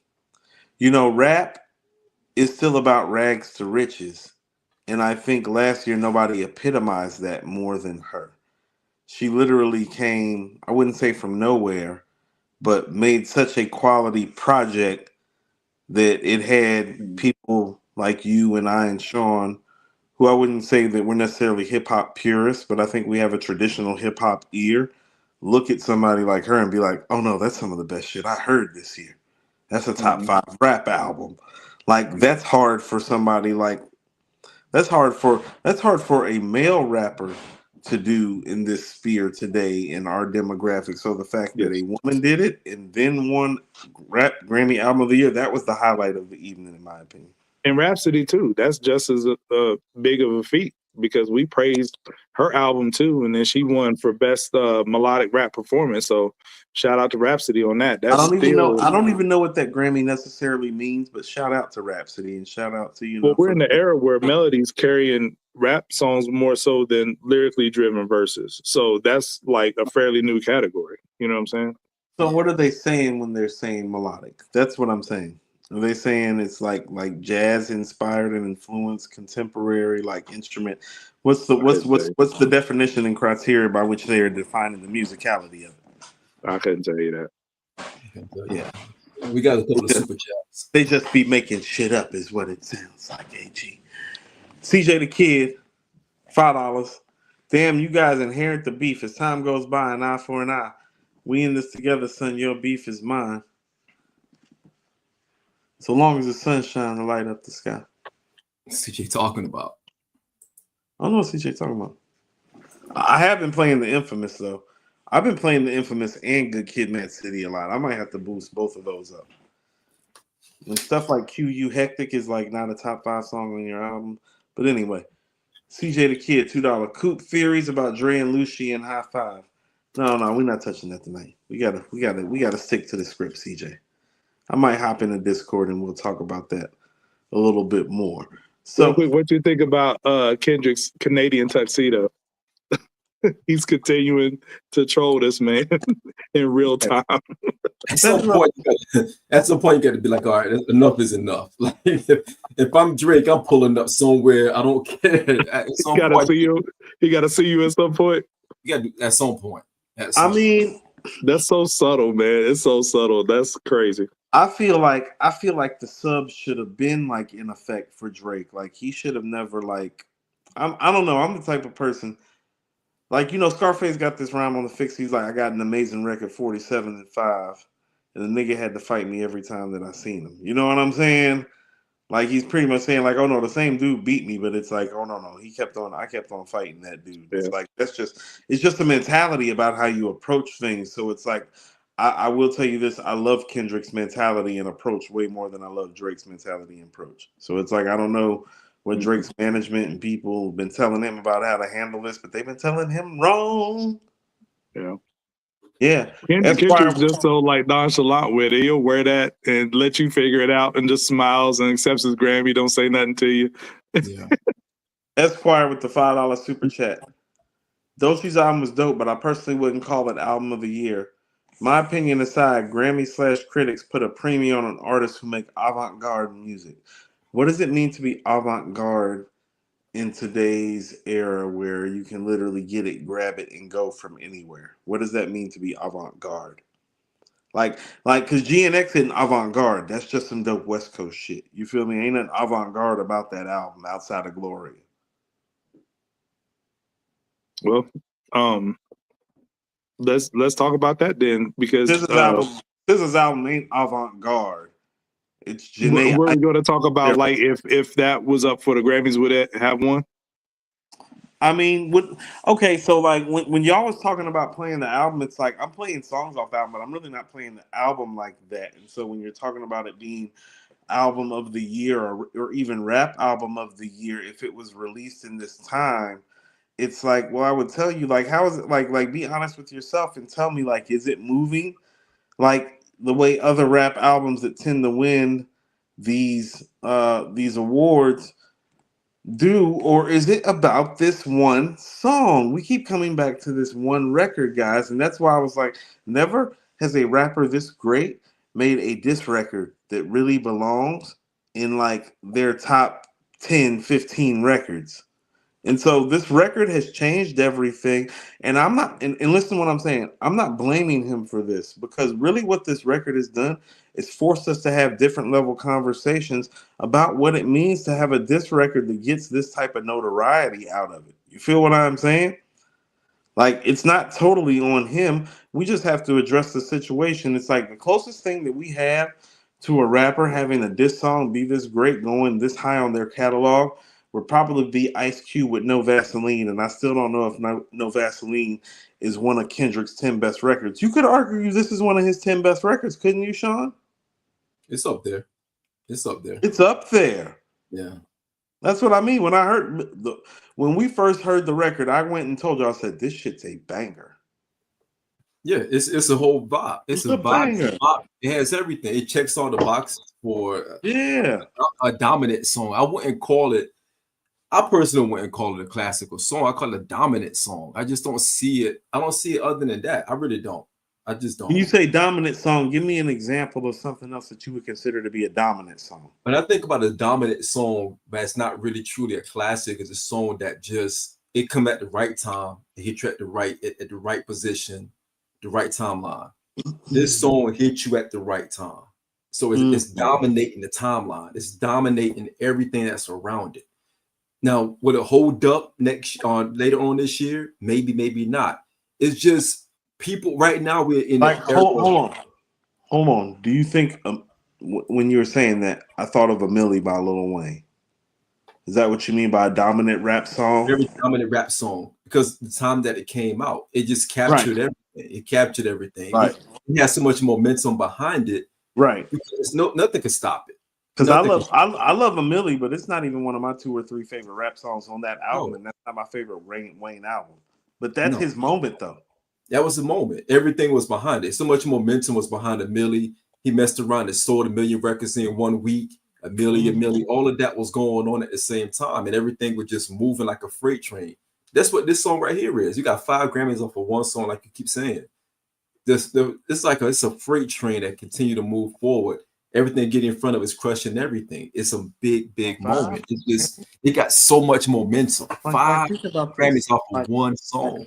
I think Stevie Wonder and Prince are probably the best songwriters ever. They don't have 3 Grammys off of one record.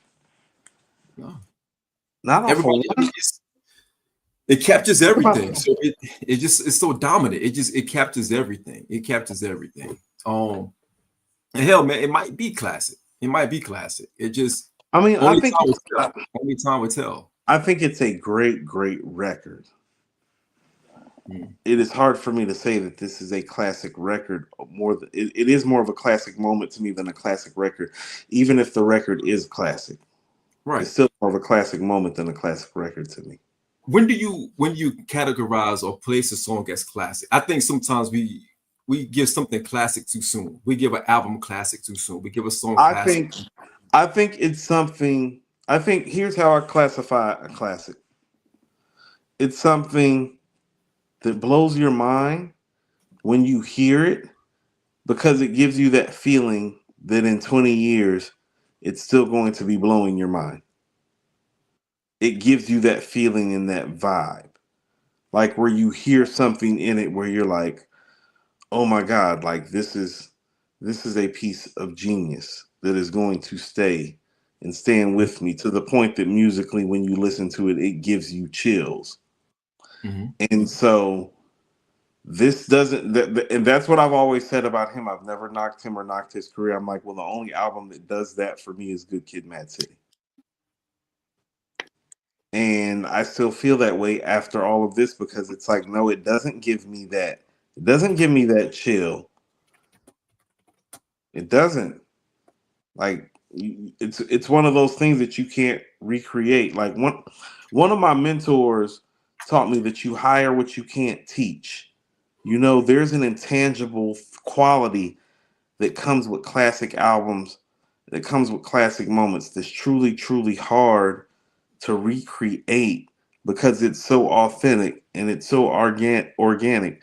This isn't totally authentic. It isn't totally organic. That is hurting the classic nature of it, in my opinion. Even if you feel like the record is there, it does feel almost like too calculated for its own good. It lacks some of the aggression that you want a rap beef shit to have, even though he knows his rap beef battle shit. Like No Vaseline feels the way it feels because it really feels like Ice Cube wants to fuck these niggas up for talking shit. Like it feel that way. Is it? We got a super chat. I want to ask y'all a question though. You can't you can't recreate making somebody feel that way. I used to tell people it's like yo Mobb Deep used to almost be dangerous to listen to because Mobb Deep will make you want to go rob a nigga. Like you be wanting to go mask up and go grab a Mac and hop in the act and like go get it done. Like they make you feel that way. Like that's so dangerous that they have the capability of making you feel that way because they're doing such a good job about bringing you into their world. No, I do not felt drawn into this world of this beef by him. But I can look at the record for what it stands on and what it represents and how I know Cali niggas ride and what they like to ride to. It's like I can look at all those things and tell you stroke of genius, job well done. But you have to make me feel it. That's the intangible quality that our great classics really have. That's intangible that we all see. We feel it on a certain level. It's like, no, that's that shit. Like, think about this. When Snoop Dogg's rapping on the Shiznit, he's not saying like any bar seminar level stuff, but we all love that record to death, don't we? Yeah, Snoop. I mean, it's like what you just said. Hold on, listen to what you just said, Shawn. You said it's Snoop. Yeah. Right. Prime Snoop. Right. It just makes you feel a certain type of way. Yeah. Are y'all talking about songs or album? I pointed out a song on an album as in like the highlight, like a moment. It's like, no, when you're in that zone, you can just pick a song from the project and it's like, pick a song, pick a record. You identify with it. It's like, no, this moment isn't like that. Even if you feel like the record's like that. You had a question, Shawn. Like you want to do the super chat and then ask your question? Yeah, super chat. Yeah, Michael Williams. Michael Williams with the $5 super chat. There's no way Not Like Us isn't a classic.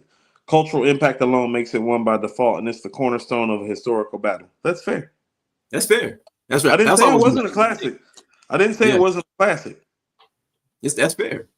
I don't know if it's organic versus manufactured is what I'm getting at.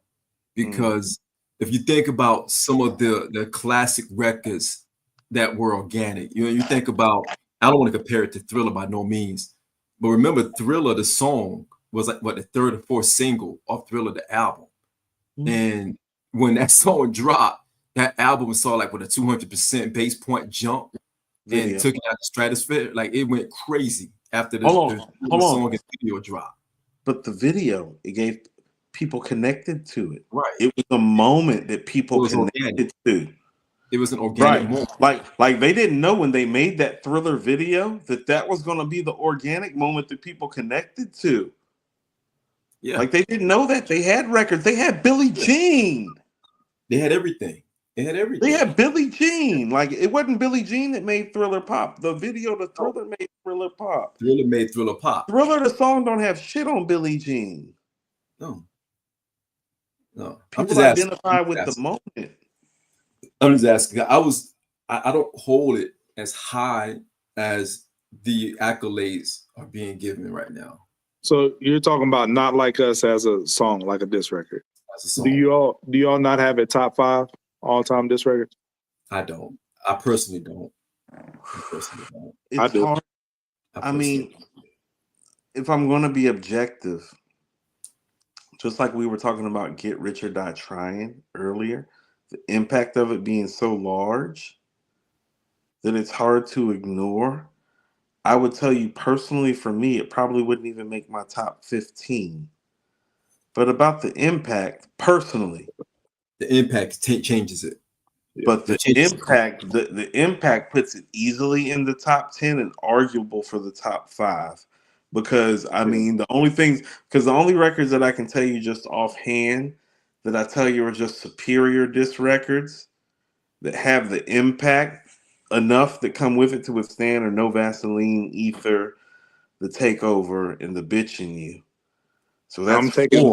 I have those, but I'm substituting The Bitchin' You for Hit 'Em Up.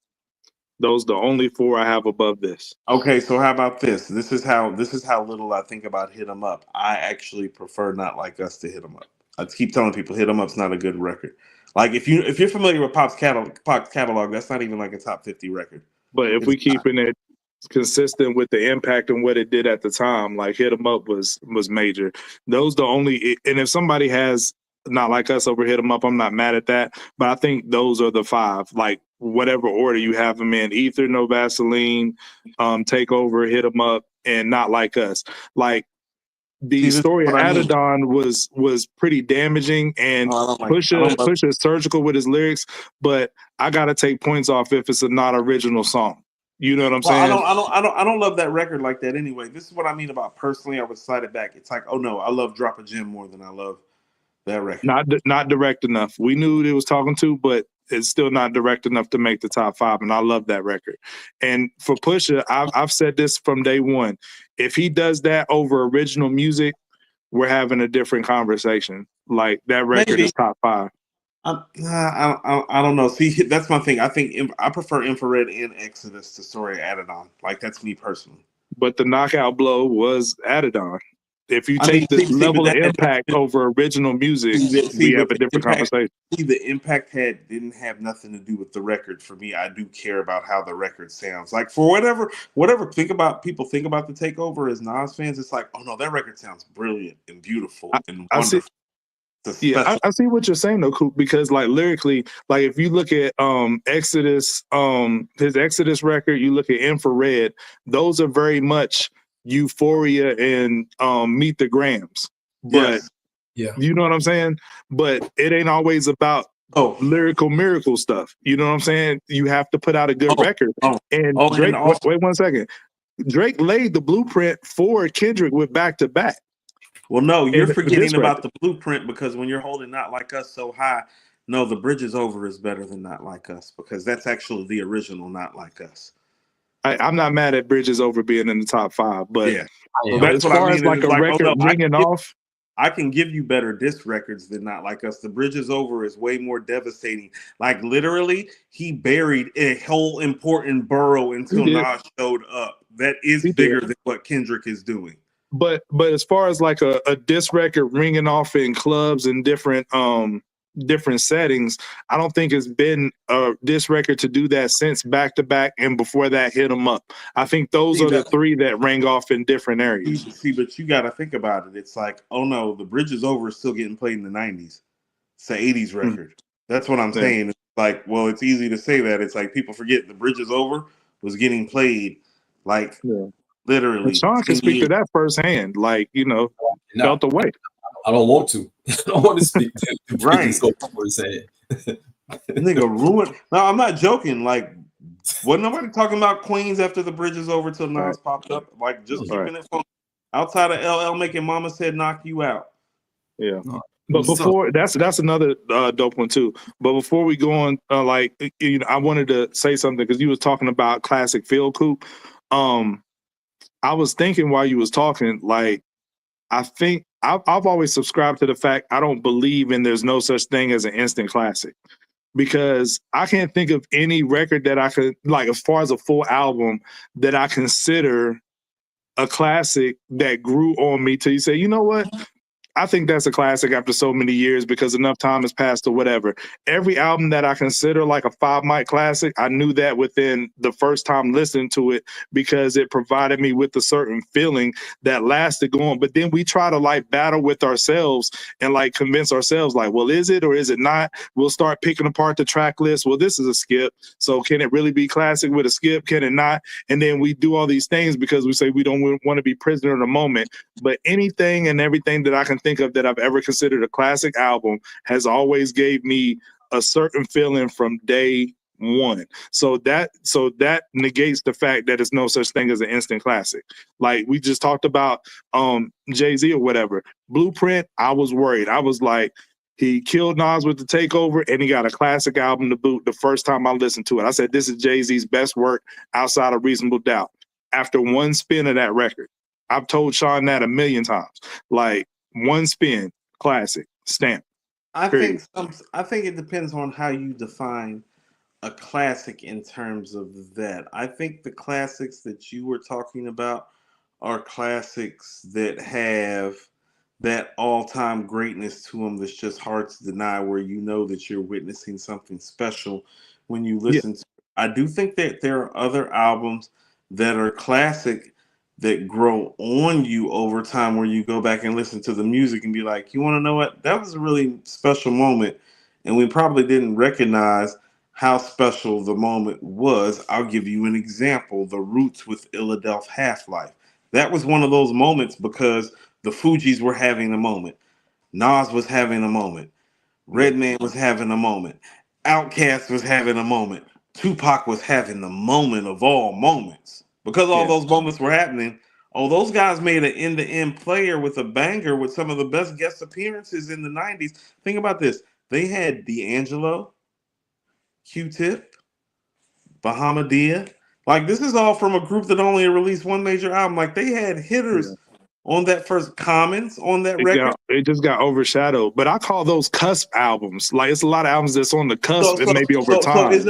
So is it a cusp album, or did we not get indoctrinated with it enough the way we got indoctrinated with an ATLiens, The Score, It Was Written, All Eyes on Me? Is it about the exposure to the music? Because what I would tell you is that the more you become exposed to some of the music, the more you might find great shit. I was so busy listening to all that other stuff, I probably didn't realize De La Soul Stakes Is High was a classic to about 1999, guys, because the other stuff that came out in 96 was so supreme. I didn't spend that much time listening to Stakes Is High, like really sitting down and dissecting the album from end to end.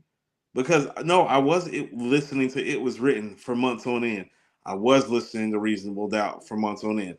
My cousin, every time I came around him, was playing Muddy Waters nonstop.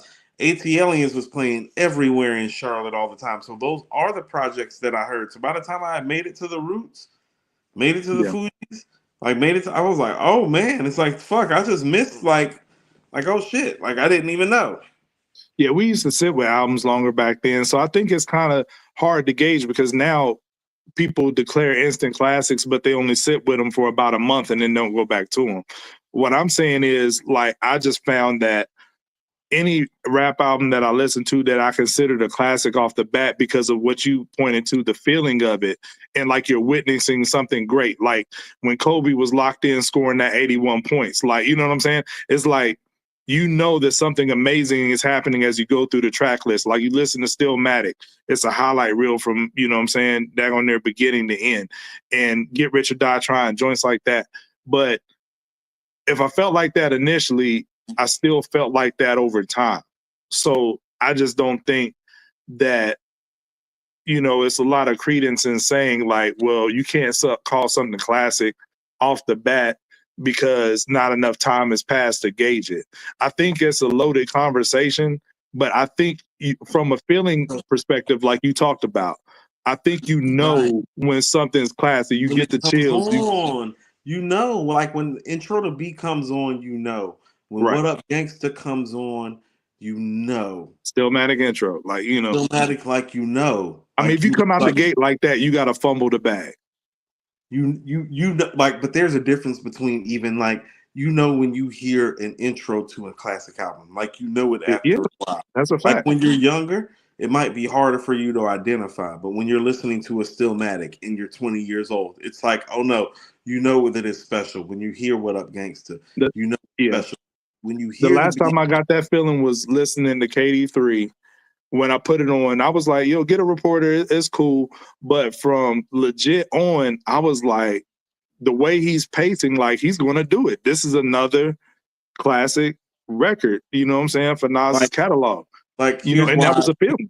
Here's why Alfredo is my favorite Freddie project. It's because most of Freddie's projects get better as it goes along. Alfredo is the project that starts the way Freddie's projects usually finish. Like he started with 1985. It's like, no, you usually get to about 4, 5, 6, 7 songs into a great Freddie album before he really start going for his sometimes. Mm-hmm. It's like, oh no, on Alfredo he goes from the jump. It's like, he's talking about 1985, Michael Jordan. I travel with a cocaine circus. I'm like, he is wild right now. Yeah. I'm like, give me this guy right now. And then it goes into God is Perfect and Scotty Beam. And I'm like, oh my God. I'm like, classic. I'm like, it's sounding like a classic rap album. And then it starts playing out like it. And it's like, oh, by the time you get the baby shit when you're on track 7, you're like, oh, this is a classic rap album. Well, that's the difference because you're letting your ears dictate what you consider a classic versus like we talk about classic moments with this Kendrick thing. The moment he's having, the full year that he's having is pretty much unprecedented as far as a year that any rapper has. So you're going to listen to the music. It is right. You're going to listen to the music with a different ear because you're like, how can this album not be classic? How can it not be the biggest thing I've heard, this year because of like at the clip that he's operating at? So I think hearing the instant classic when you don't have any expectations or whatever is more organic than a moment surrounding an album being so massive that you kind of like, this is a good album, but you know what I'm saying? It's a classic because the moment's classic. How can it not be classic? No, because here's why. Classic albums really change your life. Mm-hmm. DNX isn't a life changer. Not Like Us is a life changer. Good Kid, Mad City is a life changer. To Pimp a Butterfly is a life changer. That's how you identify classic. Do you consider Damn a classic? No, because it's not holding up like that when you go back and listen to the music. I will tell you that I personally do. I prefer to listen to Damn over To Pimp a Butterfly, but I mean, to be honest with you, my ear tells me that To Pimp a Butterfly is the superior product by far. Just the content alone. Like, you want to talk about execution of high-level, conscious, thought-provoking content. Like, yes, it's everything. It's everything that Mr. Morale isn't, and it has the cohesion and the delivery that Damn lacks. Because the records on Damn are stadium flow and they're big, but they don't connect any dots for you. The stories on To Pimp a Butterfly do connect dots about at least what he's striving to be as an artist. Maybe not personally, but what he is striving to be as an artist on To Pimp a Butterfly, he does an excellent job of achieving, and nobody can ever take that away from him. It's an excellent piece of work. If you want to talk about giving somebody songwriter of the year type of credits as a rapper, that is an album that deserves those types of accolades, even over this Not Like Us and GNX stuff. Yeah, they dropped the ball then. Yeah, they dropped the ball on To Pimp a Butterfly. Where he deserves Song of the Year stuff is from the stuff on there. Because as a writer, that is his best performance as a writer. Very much it was written as Nas's best stuff as a writer. Fair. As a writer, he's in a special space. So where are we going to slide? We're going to go to our press play, which is actually, guess what? You know I'm loving this. It's more Kendrick. We're doing a preview of what we think Kendrick's halftime show is going to be like for our press play this week. I'm going to start it off like I always do. So, AG, tell me what you think about my song number one. I have DNA starting off the Super Bowl halftime show. I like that pick. When I was I like thinking that pick. about songs, I thought about songs that I felt like, since we just picked 10 songs and we don't know how the mashups are going to go, obviously, I thought about what would be a good kickoff that High people, energy. high energy, people familiar with, because this is Damn. So you've already had, about 8 years of Kendrick. And so this is a familiar song, I feel like, to the masses. And so I picked DNA at number one. I got Squabble Up at number two because I think it's a good transition to go from something old Mm-hmm. to something new and modern. And Mm-hmm. you have to do new stuff to promote the album. And so Yep. I picked two records from GNX, and Squabble Up was one of the two records I picked because I felt like it fit with the songs that I was choosing. Third song that I have is actually a mashup. I have a Bitch Don't Kill My Vibe and Money Trees mashup. I think that's just I like that. important to I think that's just important to his core audience that's going to watch this show.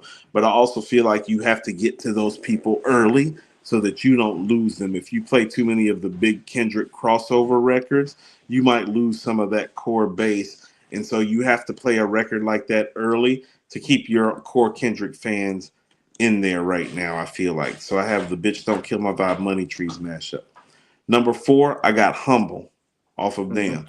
I did realize when I was making this list, Damn has the most stadium flow by far. So for people who like to ride around, Yeah. listen to music, I can see why they love Damn so much. AG, you strike me as one of those people. I can see why you like Damn so much. I got Humble at number four. I got Love off of Damn at number five. Okay. I think you gotta play Love. I think it's one of those records that it's one of his 10 best records because very rarely are you a big of an artist as Kendrick and a great of a lyricist and storyteller as Kendrick. And a song like this naturally becomes a hit without you planning on it becoming a hit. That speaks to the quality of the record, in my opinion. And I really do think it's one of his 10 best songs. And I think this is one of those moments where, as a rapper getting the stage as a solo artist, you need to perform your best songs, or at least a good portion of them. Number six, More Damn. I got Loyalty because I feel like you need a Rihanna appearance during the Super Bowl. Okay. So Yeah. is that your first like shocking prediction for a guest? Yeah. Rihanna? Yeah. Loyalty with Rihanna is a Oh, must to me. And here's my thing. I feel like you gotta like you gotta handle this carefully because you gotta bring SZA out too. And so I felt like after doing Loyalty, he actually needs to go into Element. But I want him to go into Element because I feel like this is a potential mashup where he says, I'm going to do it for Compton, and they're going to mash it up and go into Luther with SZA. Okay. So I feel like Element is going to go into Luther. You think Luther's Super Bowl worthy? I don't, but I feel like it's the song that you should bring out for SZA, and I feel like you should have SZA and Rihanna here. Back to back, that would be crazy. Rihanna and SZA. Like think about your pull as a rapper when you got Rihanna and SZA in the bag. Like I mean, you pretty much got two of the top four of the previous and current generation because you don't have her and Beyonce, but you got Rihanna and SZA. That's big. That's big if you had them Big, come out that's back to back. big, and That's you big. do have big records with both of them, and it's a good way to keep pace of the show as you like wind it up. I have Luther going into Swimming Pools, Okay. and I have Swimming Pools going into All Right, of course, which I think everybody knows is probably going to be the show finisher. I would like to think much like Usher's Yeah was the show finisher. That's a good 10, Coop. And nice career retrospective because you pretty much Yeah, hit I all used his that albums. everywhere. Yeah. I didn't use That's Mr. what I try Morale, to but do. everybody knows I think those songs are trashy, so I would never do that. I'm going to be consistent. That's what I try to do too. But any other like guest appearances? I remember you said that you thought TDE was going to come out at Black Hippie. I'm sorry.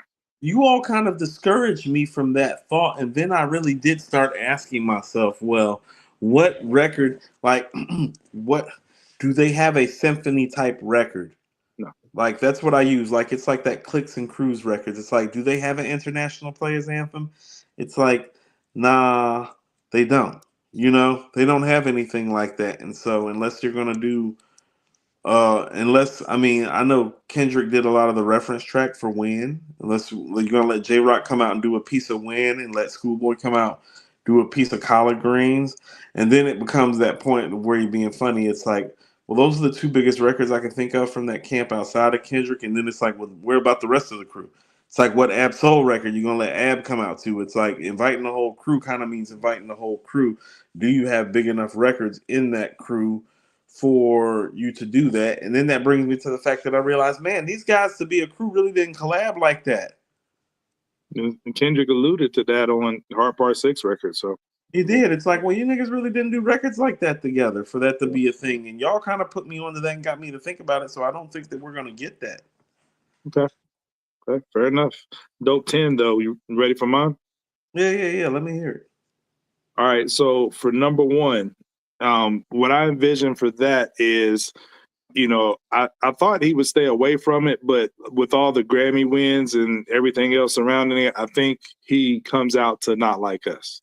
And the reason why I say that, I kind of envision, Isn't he being sued right now, though, AG? I think, but that's what I'm allude to. I think that he's going to do some interpolation of the record in some capacity. I think that I feel like that might be possible. You might be able to play the music live. Right. I think that I kind of envision the stage being like, what I'm saying? They waiting for him to come out, and then it drops the I See Dead People, and then the beat drop. Like, you know what I'm saying? Like, it comes on, and then he raps a few bars before he gets into anything about Drake. The part where he says, "Say Drake, I heard you like him young." You know what I'm saying? Like, it's a few bars before leading up to that. Yeah. So he might get up to that, and then the music cut and transition to something else, or just have the band play the melody or something like that. I think he comes out to that, and I would prefer that be at the top of the show to get it out of the way. Like, okay, we heard the song, let's move on. You know what I mean? So that would be my number one. Number two through 5, I kind of cheated a little bit, because I went back and did my research of the first time he performed at the Super Bowl with Dre in that little medley they had. So I kind of used that as a reference point. Number two, I got Mad City. You know what I'm saying? Yo, AG, that's a banger. I had that on my list. That was the song that didn't make my list. Mad City is a huge banger. He came out. That was his opener to his segment of the Super Bowl last time. You know what? That might be the best song on Good Kid, Mad City too, AG. I'm not mad at that. It's my second favorite. My favorite is Backseat Freestyle, but this is my second favorite. Real is my favorite, but this might be my second favorite too. But yeah, that's what he came out to last time, and then he transitioned to All Right. All Right is arguably his biggest record. All Right's getting played again. Yeah, it's definitely getting played. And then he transitioned from All Right to what I have as number 4 is Humble. And then number 5, DNA. Those two records off Damn, Real High Energy I don't think it's any way that those two records don't get played. So I cheated a little bit for my 10 because that was the sequence of runoff from Mad City, All Right, Humble, and DNA, what he did on the last Super Bowl. So I thought about Mad City. I'd love it if he bring MC8 out. Oh, that would be crazy. Then number 6 is going to throw you for a curveball. I got N95.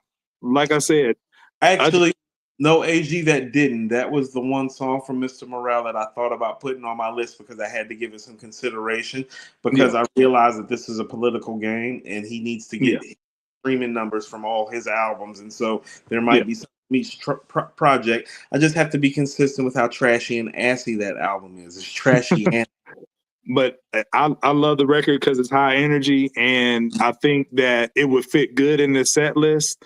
And like I said, I'm trying to do a whole career retrospective, because you got to think like him. A lot of eyes and ears are going to be tapped into him that normally are not. So you don't want to point everybody to the rest of your catalog without pointing them to that album as well, is what I'm saying. AG, you know what Mr. Morale is? It's like a girl with a BBL. It's all right, but it's not real. Next. Number 7. I think it would be a hell of a transition going from N95 to TV Off. That's what I got at my number 7. I don't like TV Off, but okay. It's a huge record for everything. It's so appropriate for the moment. It is. It's just the beat sounds too similar to the other stuff. But I hear It's you. in all those thousands of people yelling out mustard probably be crazy. But at any rate, I think that's a big stadium sounding record. Mm-hmm. Number 8, and this is going to flip the script a little bit. From TV off, I think you go into Squabble Up, and you changed your mind on the TDE thing, on the Black Hippie thing. Me, on the other hand, I kind of thought about what you said, and I don't think they perform a record, but I think this is the record where he says, well, let the crew get some love and get on stage. Like Nas had everybody in the booth from Queensbridge on Represent. What I'm saying? I think this is that moment where he brings a lot of the West Coast on stage, similar to what they did on the pop-up show with Not Like Us. I think everybody comes out to Squabble Up and hits the stage with them. So TDE, Black Hippie, they don't get mic time, but they get to share the stage. But they get stage time. Okay, That's, I can see that. all right. Number 9, this is SZA's entrance. All the Stars. Up until this point, I think off the Black Panther soundtrack. I think up until this point, everything else is just kind of like a medley. I just think you need more G and X. That's why I didn't put All the Stars. Because All the Stars was on my outside with Good Kid, Mad City. Right. But I think this is more appropriate than Luther because you're at the Super Bowl. All the Stars, you know what I'm saying? It is. I'm thinking about running up the numbers for G and X though, but I hear what you're saying. All the Stars is the better record in my opinion. And if I'm thinking about it, you only get 13 minutes. I think these other songs prior to All the Stars get played in a medley, and All the Stars gets performed. Yeah, right. It gets performed in its entirety. SZA gets the burn, and then Kendrick goes through all the verses, and that's the big record of the night. And then for the closer, yeah, I think Loyalty and All Right are that, but that's fair. And for the closer, this is just fan fiction for me. I would like to see it happen, but I would like to see the closer be Man at the Garden. And I tweeted a long time ago, I'd like to see him, do a mashup of Man at the Garden and one mic and bring Nas on the stage. I doubt that will happen, but it would be dope to see. But yeah, that's my closer, Man at the Garden. I think it is appropriate. I like that you took some chances with your list, AG. Yeah, I like those chances. Yeah, that was an interesting list. I really enjoyed that. If Shawn's not going to jump in, we're just going to cover a couple of small notes before we slide out of here. Unfortunately, I'm sure everybody knows this already. Irv Gotti is passed at the age of 54, AG. Mm-hmm. Sad news. Rest in peace. I know it's real. Now I know it's real because Russell Simmons finally said something. We're losing another one of our brothers way too young in this community. They are poisoning us. Do you know the number one thing that I've been talking about in the 5 years that I've been doing podcasts, AG? Mental and physical health. Yeah. Mental and physical health. The health of the men and women in this business and how the demise of them comes all too soon. 54, AG. 54 years old. He is already gone. The things that this business does to you and indoctrinates into your lifestyle, the poor sleeping habits, the poor eating habits, the drug and alcohol addictions, the women, the lack of physical fitness and care, it is a problem that needs to be addressed. Like, it needs to be addressed by our community as a whole, but by the hip hop community specifically. We are losing this man too soon, and I am tired of saying that we are losing these legends, these icons, these contributors to the game too soon. I'm not trying to be funny when I'm saying this. Mick Jagger and Keith Richards' ass are still walking around this motherfucker after all the cocaine and drugs and women. Something is really, really wrong about not only what's being done to us, understand the nature of the threat, but what we are doing to ourselves. We need to stop, look, reflect, and start making the appropriate changes. I am tired of having this conversation on Hip Hop Podcast about having to remember somebody that, quite frankly, I feel like should be here another 20 or 30 years. Yeah. They said he was making better health after his first stroke. He was making better health decisions and stuff, but then suffered the second one.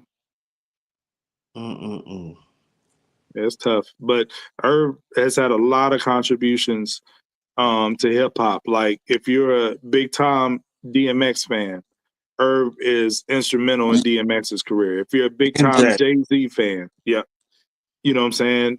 Majorly instrumental in Jay-Z's early, beginnings. Ja Rule, the whole Murder Inc. bringing.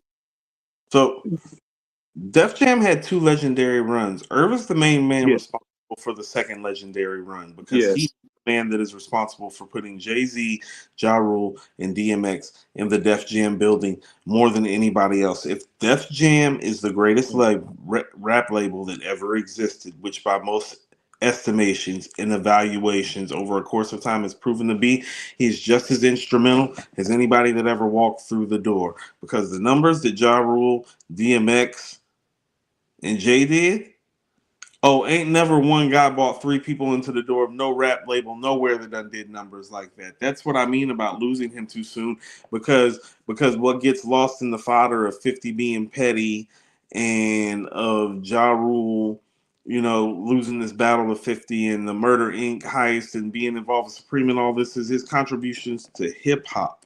Right. This is somebody that started off carrying crates for DJs in the neighborhood. Like his beginnings are humble. And now he got production classics to his name. Like my Can I Live is a top 5 J track for me. And it's produced by Irv. It's easy. It's the moment on Reasonable Doubt. Like if you ask people what Reasonable Doubt is about, Can I Live is the record that you play. Right. And I also credit Irv with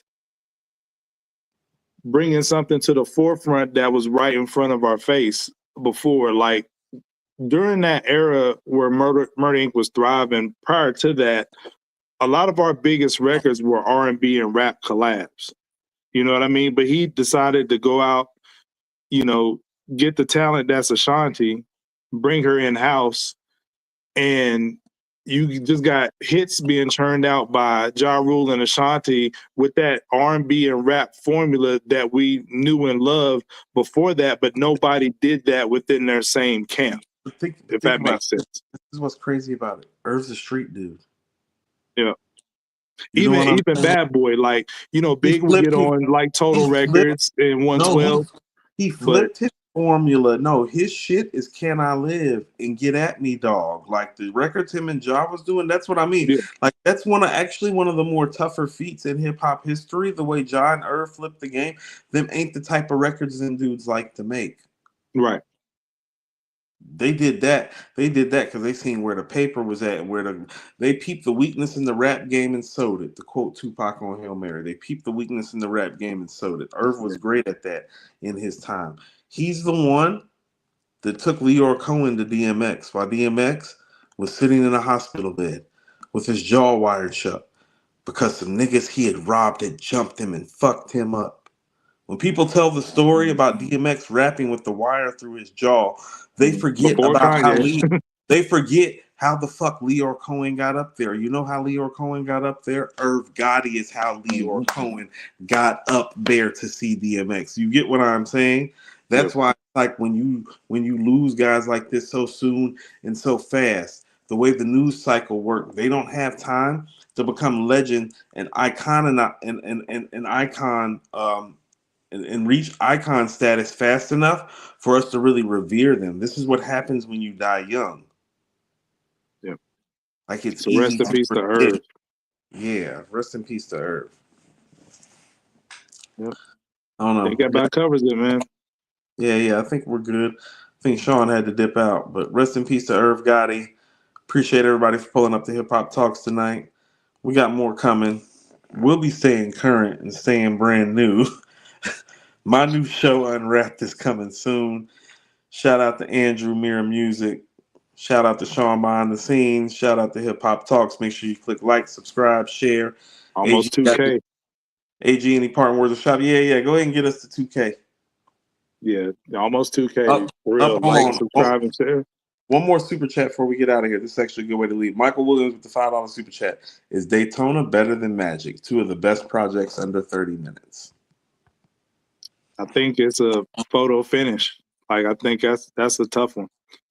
I'm You know what? not biased, but that's a tough matchup. You know what I love is like what I say, like post the original Nas Prime, Pusha T is my favorite MC. And when I did my 40 and older MCs, Nas came out at 1 on my criteria, and Pusha T came out number 2, which made me smile.